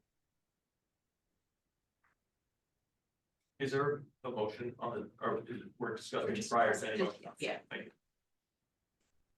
you. You know, another thing that bothers me is at the end, in this last paragraph, that if we adopt it, we're going to send it out to everybody, to all the eligible. we've got, our tiny staff has a crushing amount of work to do the next 2 months. I mean, 45 contracts. You know, we're inviting applications if we send that out. We're very transparent what we do. People that are really interested in our work acutely that need our help are watching right now. So I don't feel that like sending them an additional invitation and say, oh, by the way, you know, didn't make it in November, but send, here's another process that you can use. I if that's Dave, then I would go against it. One vote, but that's, I'm nervous about that. I spend a lot of time thinking about process in my day-to-day job, and appreciate the write-up here. I'm a pretty firm no on this and will be voting against it just for the council's awareness. I don't want to be in the position of parsing urgent or emergent need for applicants. I think it's a slippery slope and it's gonna be very difficult, I think, and just from a workload perspective, again, we just carved out 15 minutes of every council meeting, and this is going to take up more council time every single time, and we have a lot of work to do about the long-term structure and how we're going to operate this. I think this is gonna bog us down in more process, and it's gonna, and we have, and these contract, even if there is an urgent or emergent need, we have a lot of work to do with things that have already been funded, so. Despite, I actually am sort of surprising myself, because I do like process and setting up structure and following guidelines, but I feel pretty, I'm pretty clear no on this. I have two questions. Question one, someone that's newer to the council. When is the next time that we're gonna have an application for funding and people can apply to? That's $1 million question. You all decide. To be determined. To be determined, okay. Like, for me personally, I think, how do we possibly have another round of like the funding opportunity? Besides prevention, when we haven't even got still money from 2023 out. So unlikely for 2020. Or 2025, I don't even know what year in, 2025. There's unlikely to be another application for budget. Or maybe But there are different than prevention, like general, like harm reduction, recovery, treatment. I think we need to decide that as a council. I think we have $36 million in our bank account. We've obligated some of that, so what we've discussed, the trade-off between saving money for the future when we know our revenue is gonna go down versus spending it now, and if we spend it now, we can't get it out the door because we need to spend more time thinking about operations and contracting, like we talked about as well. But I also it's just my opinion, I wouldn't run another I would not suggest running another application period. We should just go back to the applications we didn't fund and go to the highest scoring months there. So we can skip that entire process and just choose applications that were already submitted to us and see if they were still interested in funding. So we wouldn't have to go through the whole advertisement and selection process again. Okay, I was just curious, it's just thinking if it in general takes a while to go through the process, that even with this, if there's just gonna be another funding opportunity, why go this route? And number two, for under the petition review process, section C, council review, there's 2 criteria. To me, these look somewhat subjective. Do we have any objective measures to help us determine time sensitivity, whether or not the project would whether or not, this is very confusing to read. Just A, and then B, an activity benefiting a special population which is disproportionately impacted by SUD or geographic areas. Like, do we have any metrics on figuring out whether, just so that there's fairness, that we would judge every single one that would come to us. No, we've not discussed any sort of evaluation or metrics for purposes of these. And I also want to note that the decision-making section, is very subjective. I misread, I thought it was broader, and I thought that was our original intent, was to have like this flexible contingency fund for unseen circumstances. But this is all, I think every single organization under here could justify, if it's just meant for the existing grantees, Yes. could justify, and so similarly, I feel this should just be handled through a decision process later, when we have time to start allocating new grants to decide, are we gonna relook at the existing applications or open a new process? I don't think this fits that original need of a contingency fund, but I also feel we should stop allowing any organization to jump that process. And we shouldn't continue to have votes outside of the grant making process. So I'm gonna keep going this one too.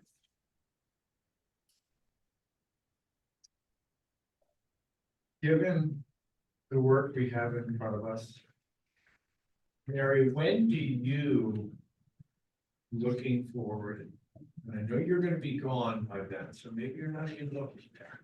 But when do you think that the contracts that we have already committed to will be done?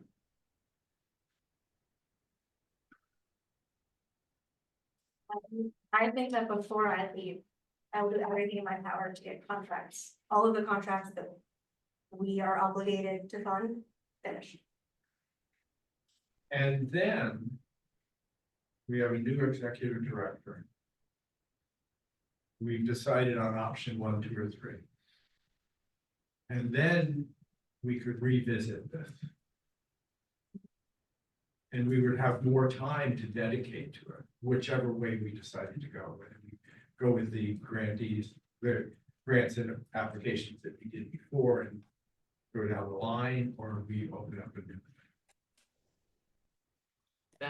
I also just want to remind the council that, we're sort of newly in this like contracting period and getting contracts in place. We haven't even started, a big responsibility of this council is going to be monitoring those contracts, ensuring that the outcomes that we intend to actually occur are occurring.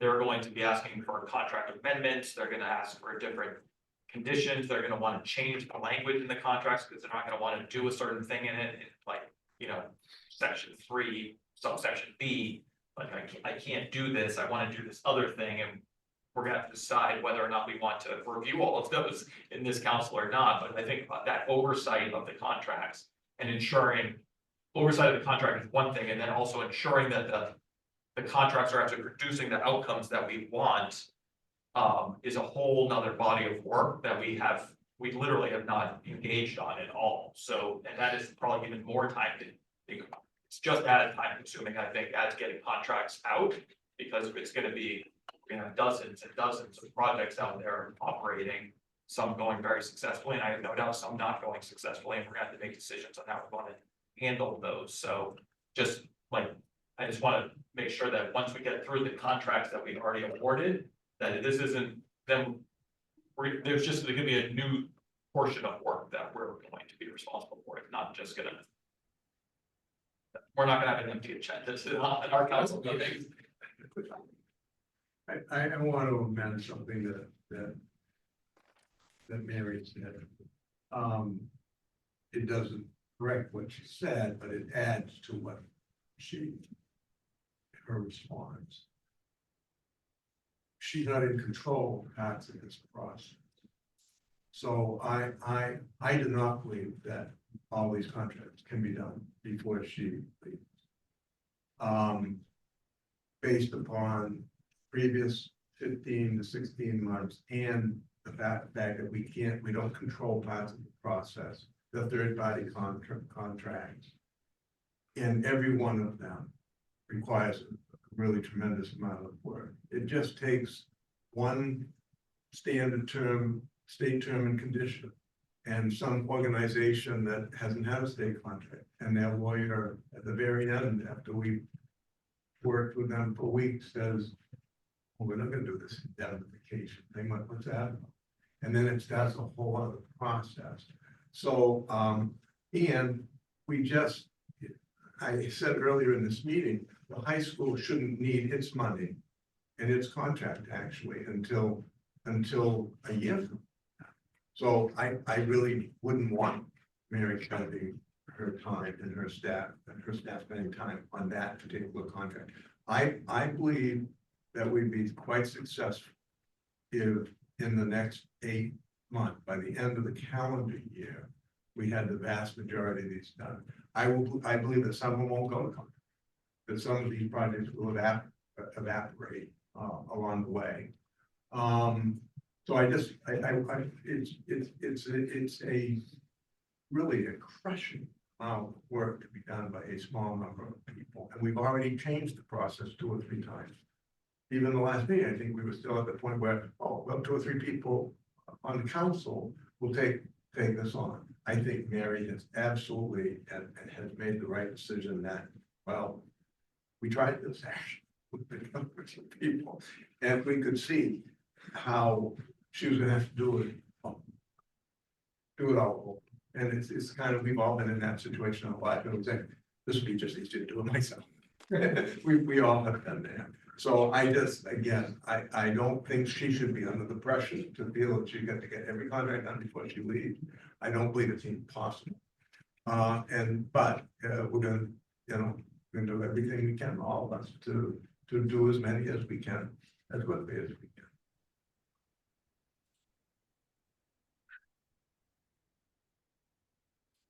You can revive. No, I appreciate you saying that, and it's true, there are certain parts of this process that are out of my hands, and so what I can control, trust me, I will do everything I can to get these finished and out the door. I do see this as, again, I was there to help start this process, and I want to see it through to the end, to the extent that I can. I would ask the council that you give me all the available time I can to work on these contracts. Any additional processes will take away time that I should be dedicating to contracts. That's my personal and professional opinion. So something to keep in mind. I think we should table this, just another, she just made the case for why this is fast today. So that she's got 33 other communications to look at. Do we need a motion to table it or just table it? I only read these tables, I'll maybe didn't make a motion every day. But has this had any motion at all on it? Yeah, no, okay. Perfect. Table, then. Good. Look there. I just. So what are you doing? Well, prevention's next, that's what I was double checking on. You do need a motion to table. I move that we table further discussion of the policy and final emergency funding consideration. I second that. The tabling motion is not debatable.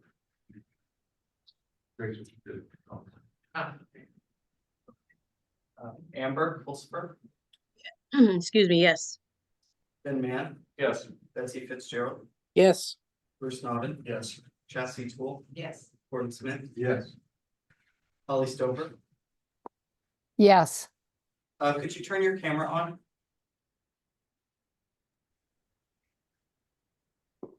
Yes, and yes. Thank you. Thank you. Liz Blackwell Moore. Abstain. I wasn't really listening. Yes. Paul Vinsel, Yes. Tess Parks. Yes. Thank you. Thank you. All right, Liz is here. We are gonna move on to prevention. I do want to note, and Liz, I'll have you report on the prevention recommendations. There is also an update on the whole family service contract, that we need a vote to just formalize moving forward with that. I also want to say that the Mayan contract, been finalized, essentially. It has signatures from the Mayan team and Pat, and so the Attorney General's office, and payment for that is going out on the 18th.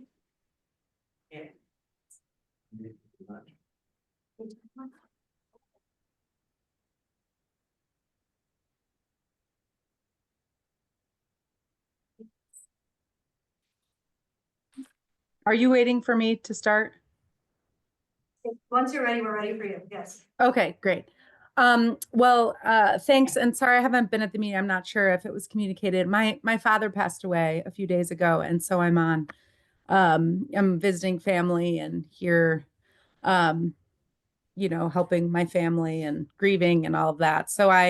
But because we have been working on this for a year, I really wanted to come in and be here for this part so as to not sort of delay. So sorry, that's why I wasn't really listening to the other parts, not because I don't want to, but because I'm with family. But thank you for giving us this time. I guess what I'd love to do is we sent you some motions and Melissa, unfortunately, is at the State House. She's working on a bill over there to try to prevent kids from being suspended from school before 5th grade. So she's doing some important prevention work over there. So I'm wondering if folks have questions that they still want to talk about before we get to the motions, and just see if folks have things they're interested in talking about at this full meeting. Megan, yeah. Hi Liz, so sorry to hear about that, and Thank you. thank you for coming here. I'll make mine real quick. I just was curious on goal 2 on the 2Gen, what to fund the organizations providing 2Gen programming. Was that a recommendation that we provide essentially like JTG, the funding and then they disperse it, or we would run a grant application process the same way as before and pick the organizations ourselves? Yes, the latter. Okay, thanks. And we had JTG come to like give us advice on like how they've done it and what some of the lessons learned. With the lessons learned, they sort of didn't get to in the meeting, but they did write some of that down in the PowerPoint. So when we get to writing up an RFP, we have them, and they would be happy to be advisors to us on that, just, providing some of their guidance on how to do it. But I think we weren't proposing that they do it, but that we do our process much like we have been.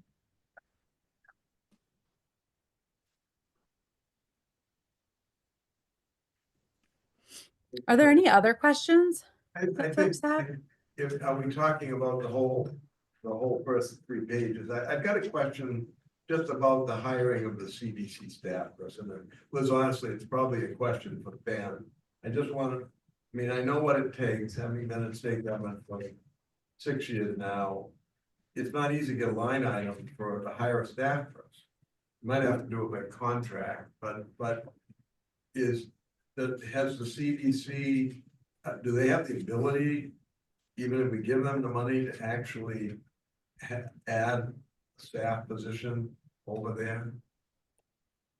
Well, if this could be a question for Ben too, but when I spoke with them, they have recently gotten more staff to do additional work once they've gotten some more federal funds and state funds. So I think that they were feeling like this was all possible, but perhaps Ben, you may have insights. I'm sure you have insights I have no idea about. I was gonna ask the same question, so it would not be a state line. That would take, we're actively negotiating with the budget right now. It would be a year before we propose the state line. We could create what's called a limited period position, which looks like a state line, but it's a term position only for 2 years. That requires the governor's signature, because we would have to do that through a financial order. It's a fairly formal process, but we could do that. That's how CDC has used a lot of the federal funding that's come through to their organization. We could do that. I always get questions from the governor's office when we establish new limited period positions, I think. Or we could hire a contract position, which is the easiest and fastest, I think. So I think it would. The second and third items would be the only options here right now. You know, that's why I think, Liz, that you could simply broaden that paragraph rather than saying hire a staff person. You know, and being so specific, we could say, you know, hire or a contract, Mm, you know, with an organization or an individual. Just make it broader so that we don't just totally. get stopped and have to take, you know, for the reasons that Ben said, I just suggest broadening that language to allow for contract as well. Yeah, I think that's a great idea. And I think that I know they definitely have a lot of contracted positions that happen. So great idea. I'm happy to change that in the motion too.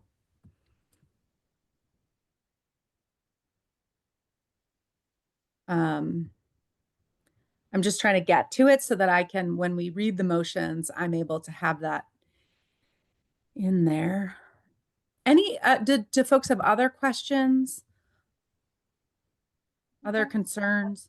That comment, it's a message I received from Pat that she asked me to read out during this discussion. Sorry, I couldn't do that. She says, first, huge thank you to all who put this together, as well as out evidence-based. Pat says that her vote is that this be a 2-year grant process, which is the same as the other. I think having this first round all in the same cycle makes sense. For the first goal, supporting or expanding culturally relevant, community-led and youth-led efforts that improve community conditions and communities highly impacted by opioid use disorder. She says, I support we move forward with this recommendation, including contracting with Health Resources in Action to assist the council. For goal 2, which is increasing 2-generation approaches to prevention with a focus on families who've been impacted by opioid use disorder and or families that live in communities highly impacted. That says, I support that we move forward with this recommendation. Goal 3, increase funding and evidence-based informed efforts at the state and local level and reduce high-risk substance use among the 18 to 15-year-olds.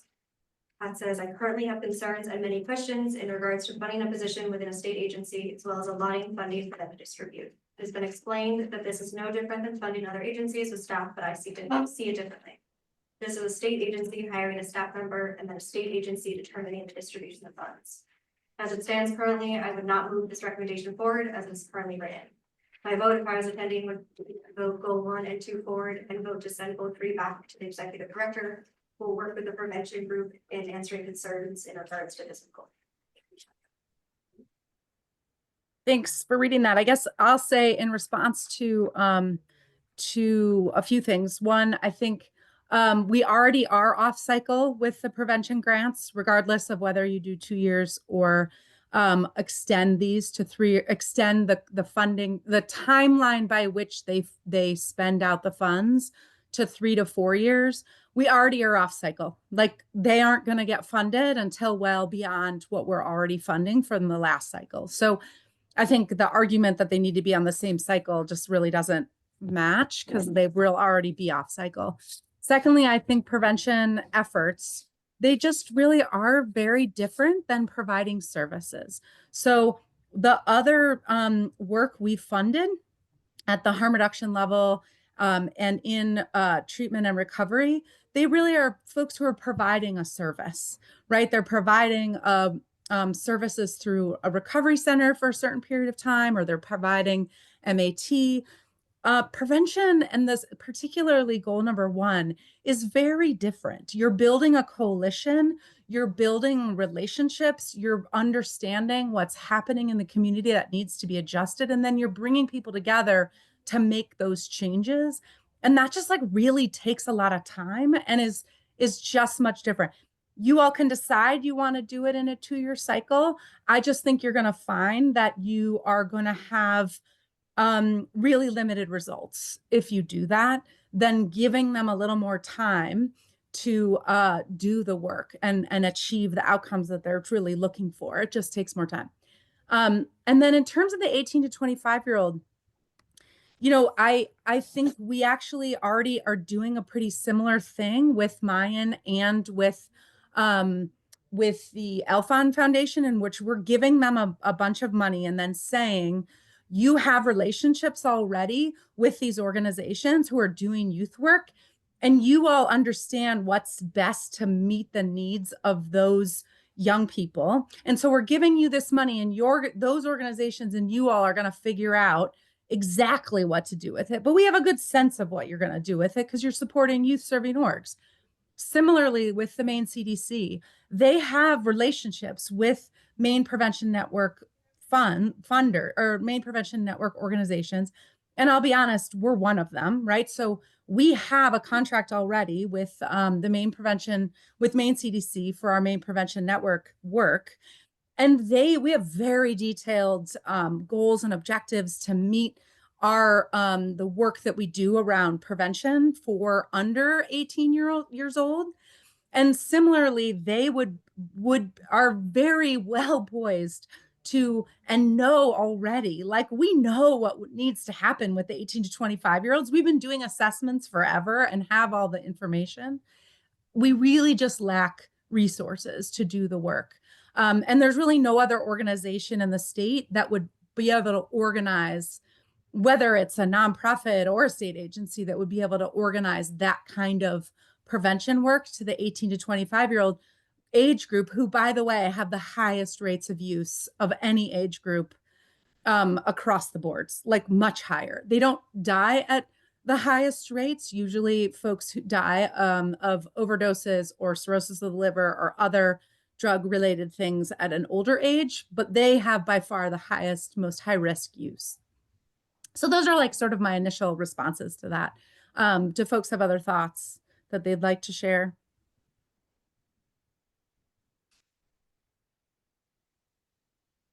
I just have a question about the total amount. What we're looking at, 2 million, 1 million, 1 million, that's annual. And so. No, it's not annually. It's just the allocation that we wanted to give from last year. It's the 2024 allocation.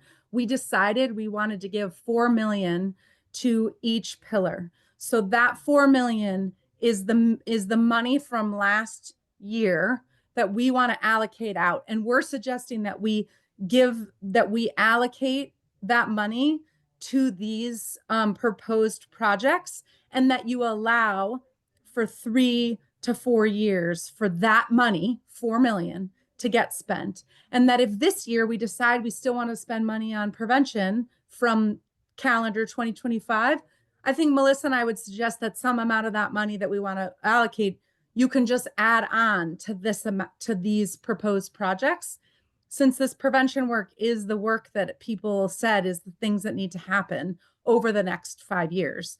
So you would just be adding if you want to add, but this 4 million is to be spent out over 3 to 4 years. That's helpful, Liz, thank you, because I was gonna ask the same question, because I thought in the opening paragraph, it looks like it's 4 million and then another 4 million, but we only allocated 4 million per pillar, even though we know we overspent that in the initial grant round. But this, you're not contemplating 8 million, this is a $4 million allocation. You know what? That was a conversation we had in the program and grants committee, and I meant to change.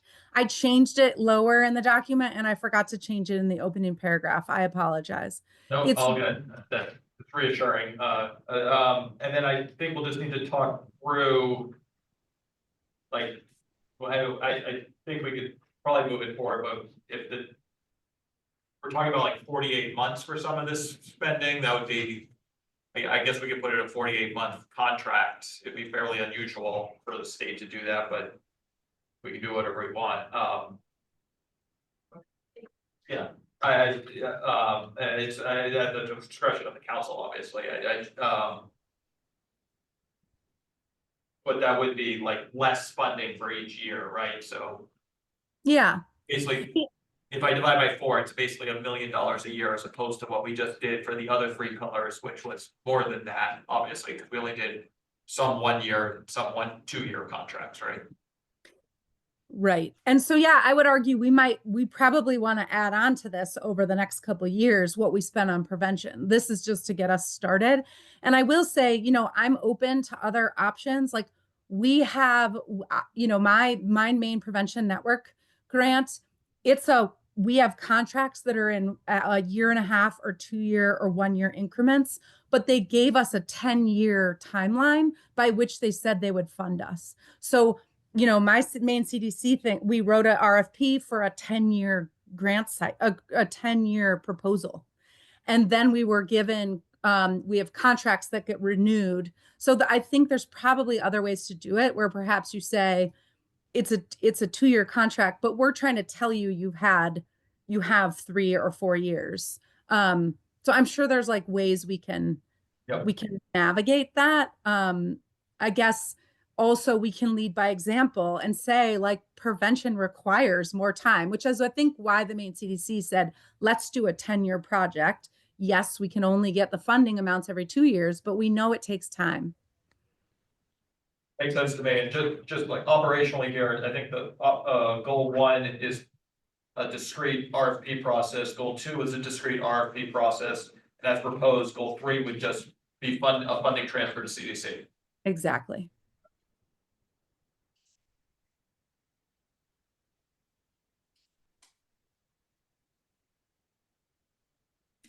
Any other questions or thoughts people have? Sorry. No, you're okay. Still looking for motions on each individually then. Right? Is that- Or accepting the whole thing. We wrote them by individual motions because we thought it would be helpful. I know that Brendan has said in the future, it's really helpful to kind of have separate motions. So we wrote them as each motion, and I'm happy to like, now we can start if folks feel like they've got their questions answered. I'm happy to put in the motions and one by one. Liz, if you have them written out, would you mind to send me the motions? They are written out. I think they were in the agenda. Okay, perfect. That's perfect. That was that Mary sent out. And I think it's just the third one that I'll make an amendment change, hire or contract that we just talked about in the third one. But the other 2, I can begin with number 1, if that works for folks. So I'd like to make a motion that to achieve the goal of supporting or expanding culturally relevant, community-led and youth-led efforts that improve the community conditions in communities highly impacted by opioid use disorder, the Maine Recovery Council will allocate 1.95 million to community coalitions through an RFP process and 50,000 to HRA to provide technical assistance. Funding can be spent over 4 years. I'll second the motion. I'll second the motion if no one else has. Ben Betsy just seconded did. it. Okay. You can have the next one. Okay. All right. I'll call Ron. Amber Pulsifer, Yes. Ben Mann, Yes. Betsy Fitzgerald, Yes. Bruce Naughton, Yes. Chastity Toole, Yes. Gordon Smith, Yes. Holly Stover, Yes. Liz Blackwell Moore, Yes. Maggie McLaughlin, Yes. Paul Vincent, Tessa Gardens. Yes. Thank you. Great, thank you. Sorry, go ahead. You're okay. Keep going. Okay. It's hard to navigate when I'm like online here. So I would like to make a motion to achieve the goal of increasing 2-generation approaches to prevention with a focus on families who've been impacted by opioid use disorder and or families that live in communities highly impacted. The Maine Recovery Council will allocate 1 million to organizations to implement, expand, or enhance 2-generation programming through an RFP process. Funding can be spent over 3 years. I'll second that. The discussion.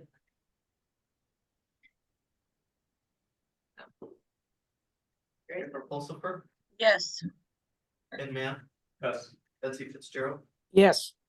Bruce Naughton, Yes. Chastity Toole, Yes. Gordon Smith, Yes. Holly Stover, Yes. Liz Blackwell Moore, Yes. Maggie McLaughlin, Yes. Paul Vincent, Yes. Tessa Gardens. Yes. Thank you. Motion passes. And then I'd love to just, is Brendan in the room? I can't really Oh. tell. We left. Okay, I guess I have a quick question. Because I have the potential to be funded, should I recuse myself from the next vote? Yes. Is that how that works? Okay, great. I think I have to recuse myself then too. Okay. I don't. Well, you're like a sub-recipient, but anyway, yeah, maybe. Great. So the last motion is to achieve the goal of increased funding and evidence-informed efforts at the state and local level to prevent and reduce high-risk substance use among the 18 to 25-year-old population. The Maine Recovery Council will allocate $1 million to the Maine Center for Disease Control and Prevention to hire or contract out for a Maine CDC staff person and fund local efforts through the Maine Prevention Network. Funding can be spent over 3 years. I second that. That's Paul. I will make the motion for Liz, because if she's going to recuse herself, she really can't make the motion. Oh, you're right. Thank But you. but I will make that motion, and if that's okay with Paul, second. Yes. Perfect. Any other discussion? Just a reminder, we set up this ability to do the transfer, but this will be subject to DHHS and state contracts and everything. And Barry will be happy about that, because we could add the funding to existing Maine Prevention Network and figure out the allocation of that, but now there's going to be parameters in place that will be under the auspices of DHHS. I presume that was the intent by transferring the money to Maine CDC list, right? Yep. Amber Pulsifer, Yes. Ben Mann, Yes. Betsy Fitzgerald, Yes. Bruce Naughton, Yes. Chastity Tool, Yes. Gordon Smith, Yes. Holly Stover, Yes. Liz Blackwell Moore, Abstain. Maggie McLaughlin, Paul Vinsel, Yes. Des Farkas. Thank you. Motion passes. Hey Liz, good work. Thank you. Thank Thank you. you all so much. Liz, while we still have you, we need the motion on the whole family service contract. Which I can explain, or you can if you'd like. Please go ahead. I don't know enough about it at this moment to be able to speak to it. So Liz, Melissa and I have been working on the whole family service contract. As you'll recall, back in December 2023, we allocated 700,000 for year one and 700,000 for year two.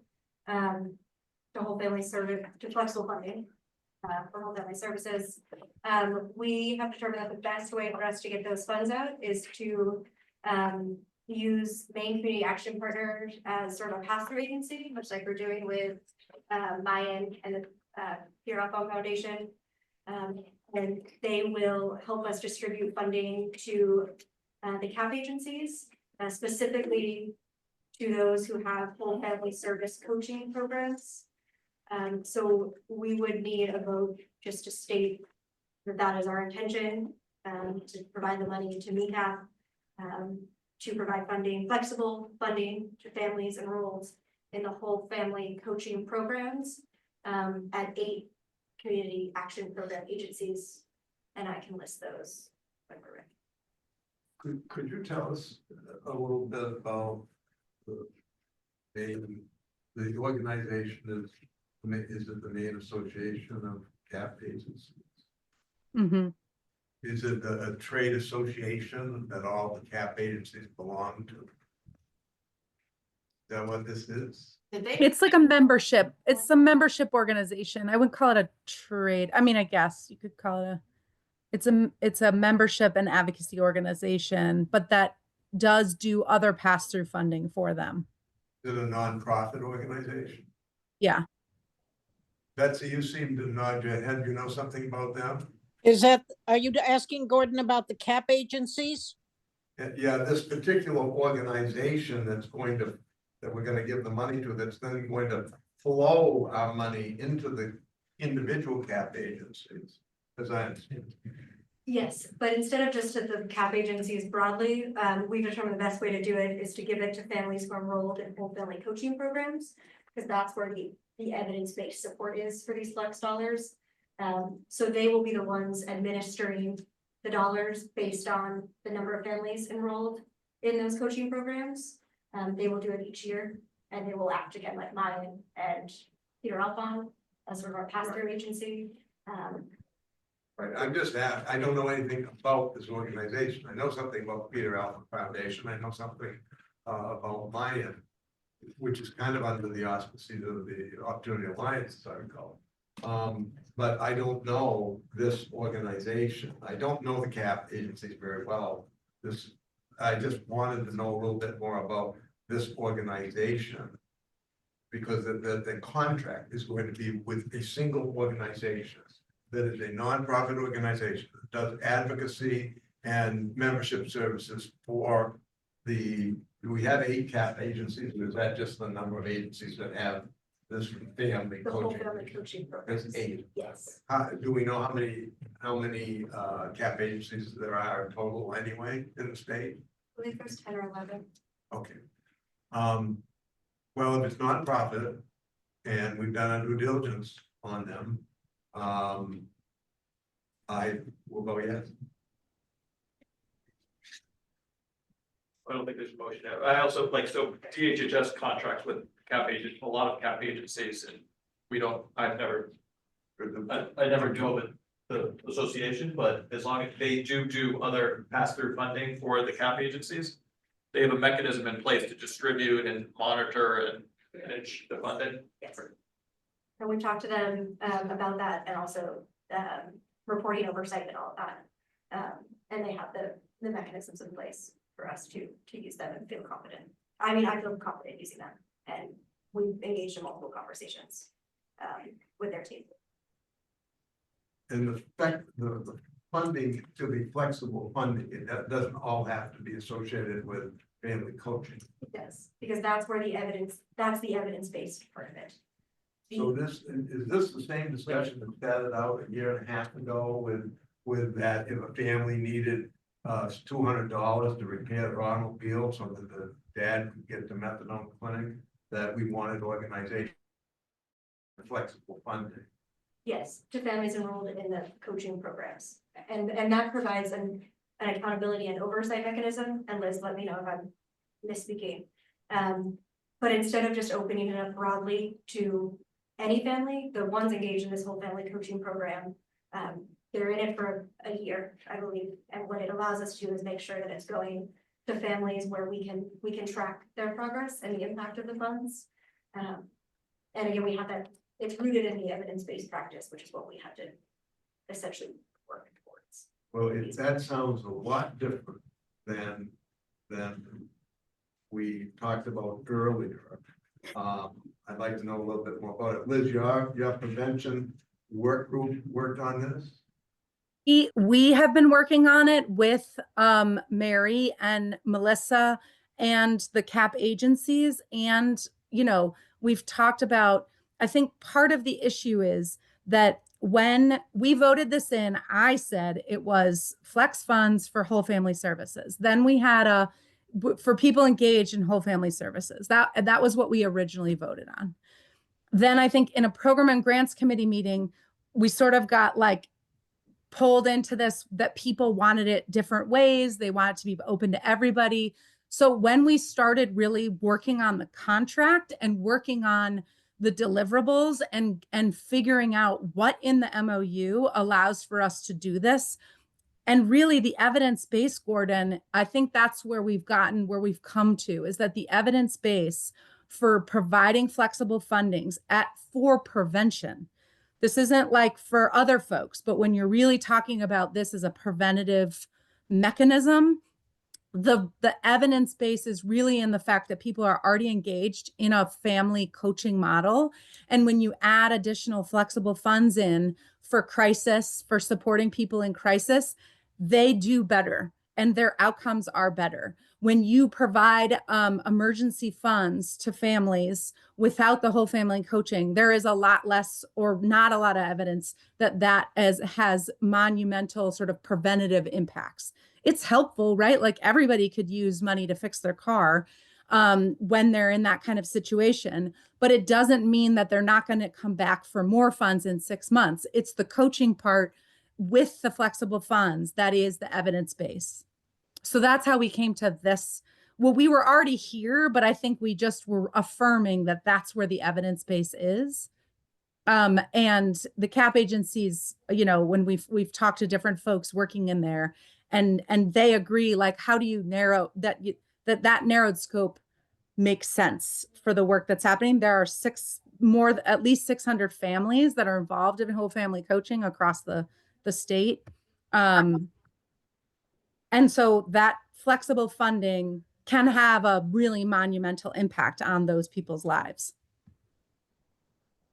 I was gonna ask how many families were involved. You know, if others are comfortable with it, because we've been working on it so long. On the other hand, we have a grants committee meeting Tuesday, right? Yeah.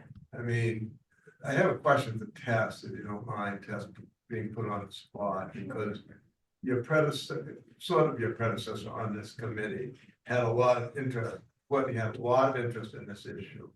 And it seems to me, and I haven't been involved in it since, and so it's really morphed into something different than I thought.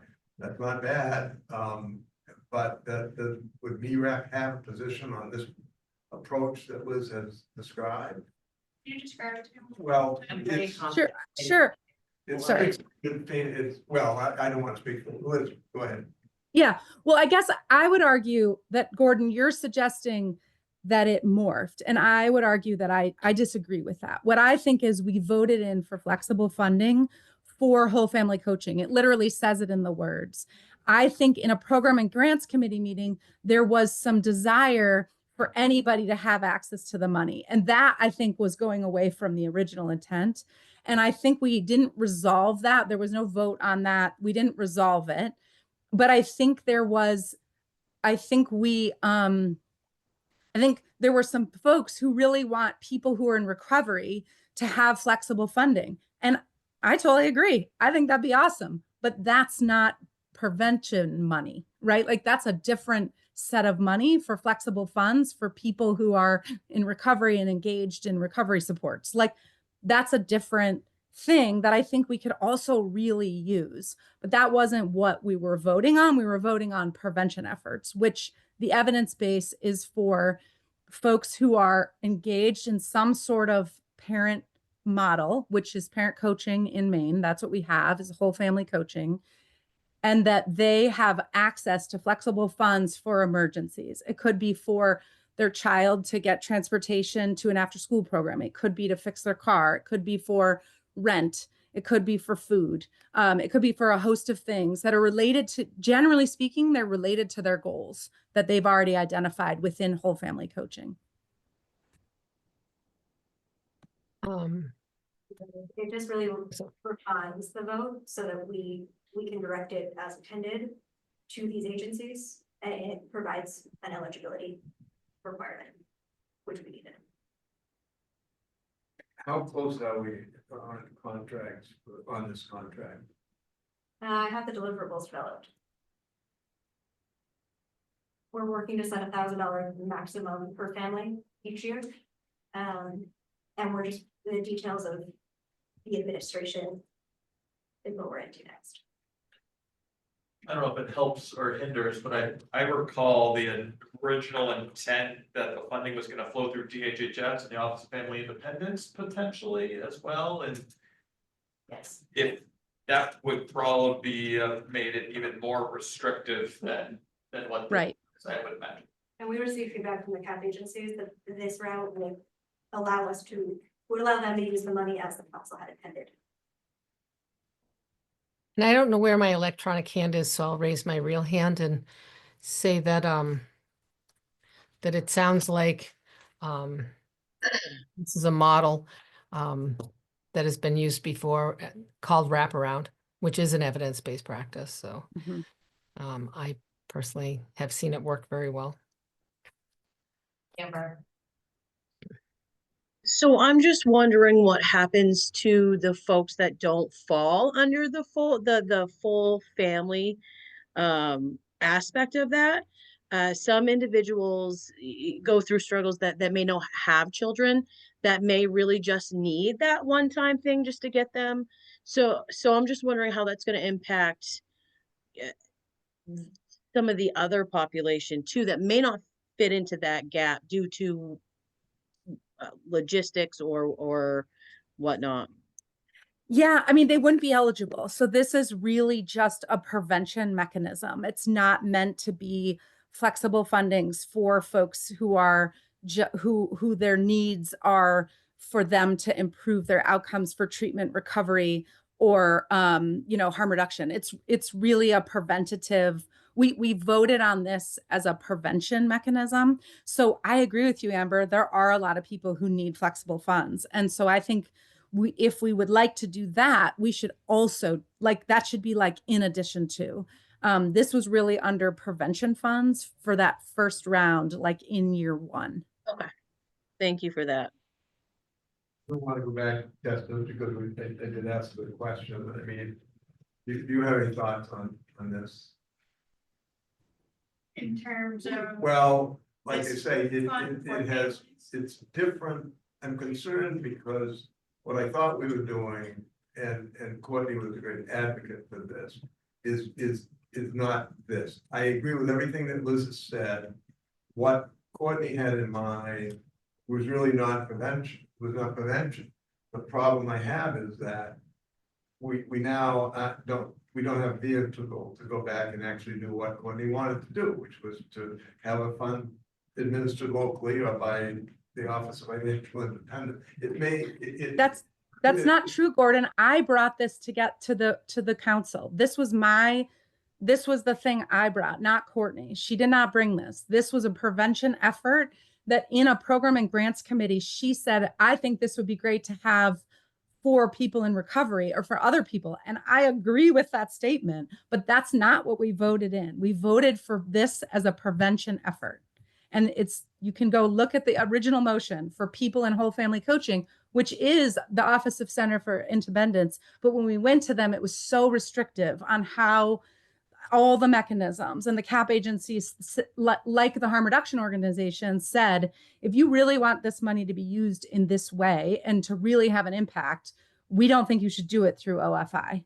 We think you should do it through another mechanism for us to get the funds. It's for prevention. I just want to be really clear. I feel like you're changing what we voted on, and it was prevention dollars for prevention work. It may simply be that we're speaking of, we're going by each other, because what I'm talking about may not be the same thing that you did.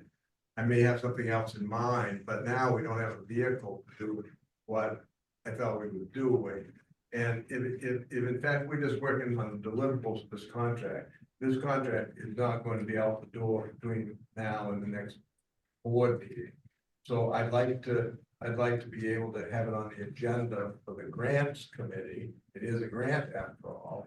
And I generally attend those meetings as part of the grants committee. I just don't remember talking about this. I'm sorry, but unless Mary says it's really gonna slow things up, I'd like to refer it to the grants committee, but Tuesday.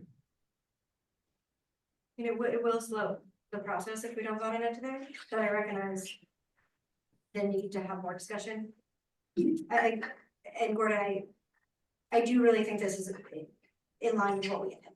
And it just, in the way that we gave Mayan funding, right, and I know it's what you mentioned is different because we brought Mayan up, when they brought us their budget with the list of organizations that they were intending to support, this is our way of doing that. If I'm the only one concerned, then you should make the motion. I'd like to go back and see the original motion too, but again, if everybody else is comfortable with it, then I will abstain and adjourn. I think if possible, I have to disappear in like a minute and others do, but a possible way forward, I do not think we are not going to encumber this contract before the next council meeting, so we could vote to move it forward with and put it on the agenda for the next program and grants or council meeting to revisit and let it continue going forward. And if we vote against it, I guess then we're doing work for no purpose, but I could vote with that understanding that we will continue to work on it while we finish up the contract. And have it on the agenda for Tuesday's meeting to further discuss. I will be here Tuesday. I'll be in North Carolina at a conference, but we'll join. probably made a motion for that. Did we? Well, we've taken the motion on everything else. We We probably, already voted on the funding. yeah, So no, I And don't I think think we we're do. doing we're just doing more of what we've been doing the last many months. Right, we're not asking program grants for a motion, we're just asking for a continued discussion. good. So we're good on that? Yep. All right, really thought we were gonna get out early today, Yeah. and we're not, but I thought we were gonna get out earlier. So if there's nothing else like super emergent, we can adjourn 2 minutes early. I thank you to, Pro Tem Chair. Yes. Thank you very much. And, yeah, Elizabeth, sorry for your loss. Welcome to the council.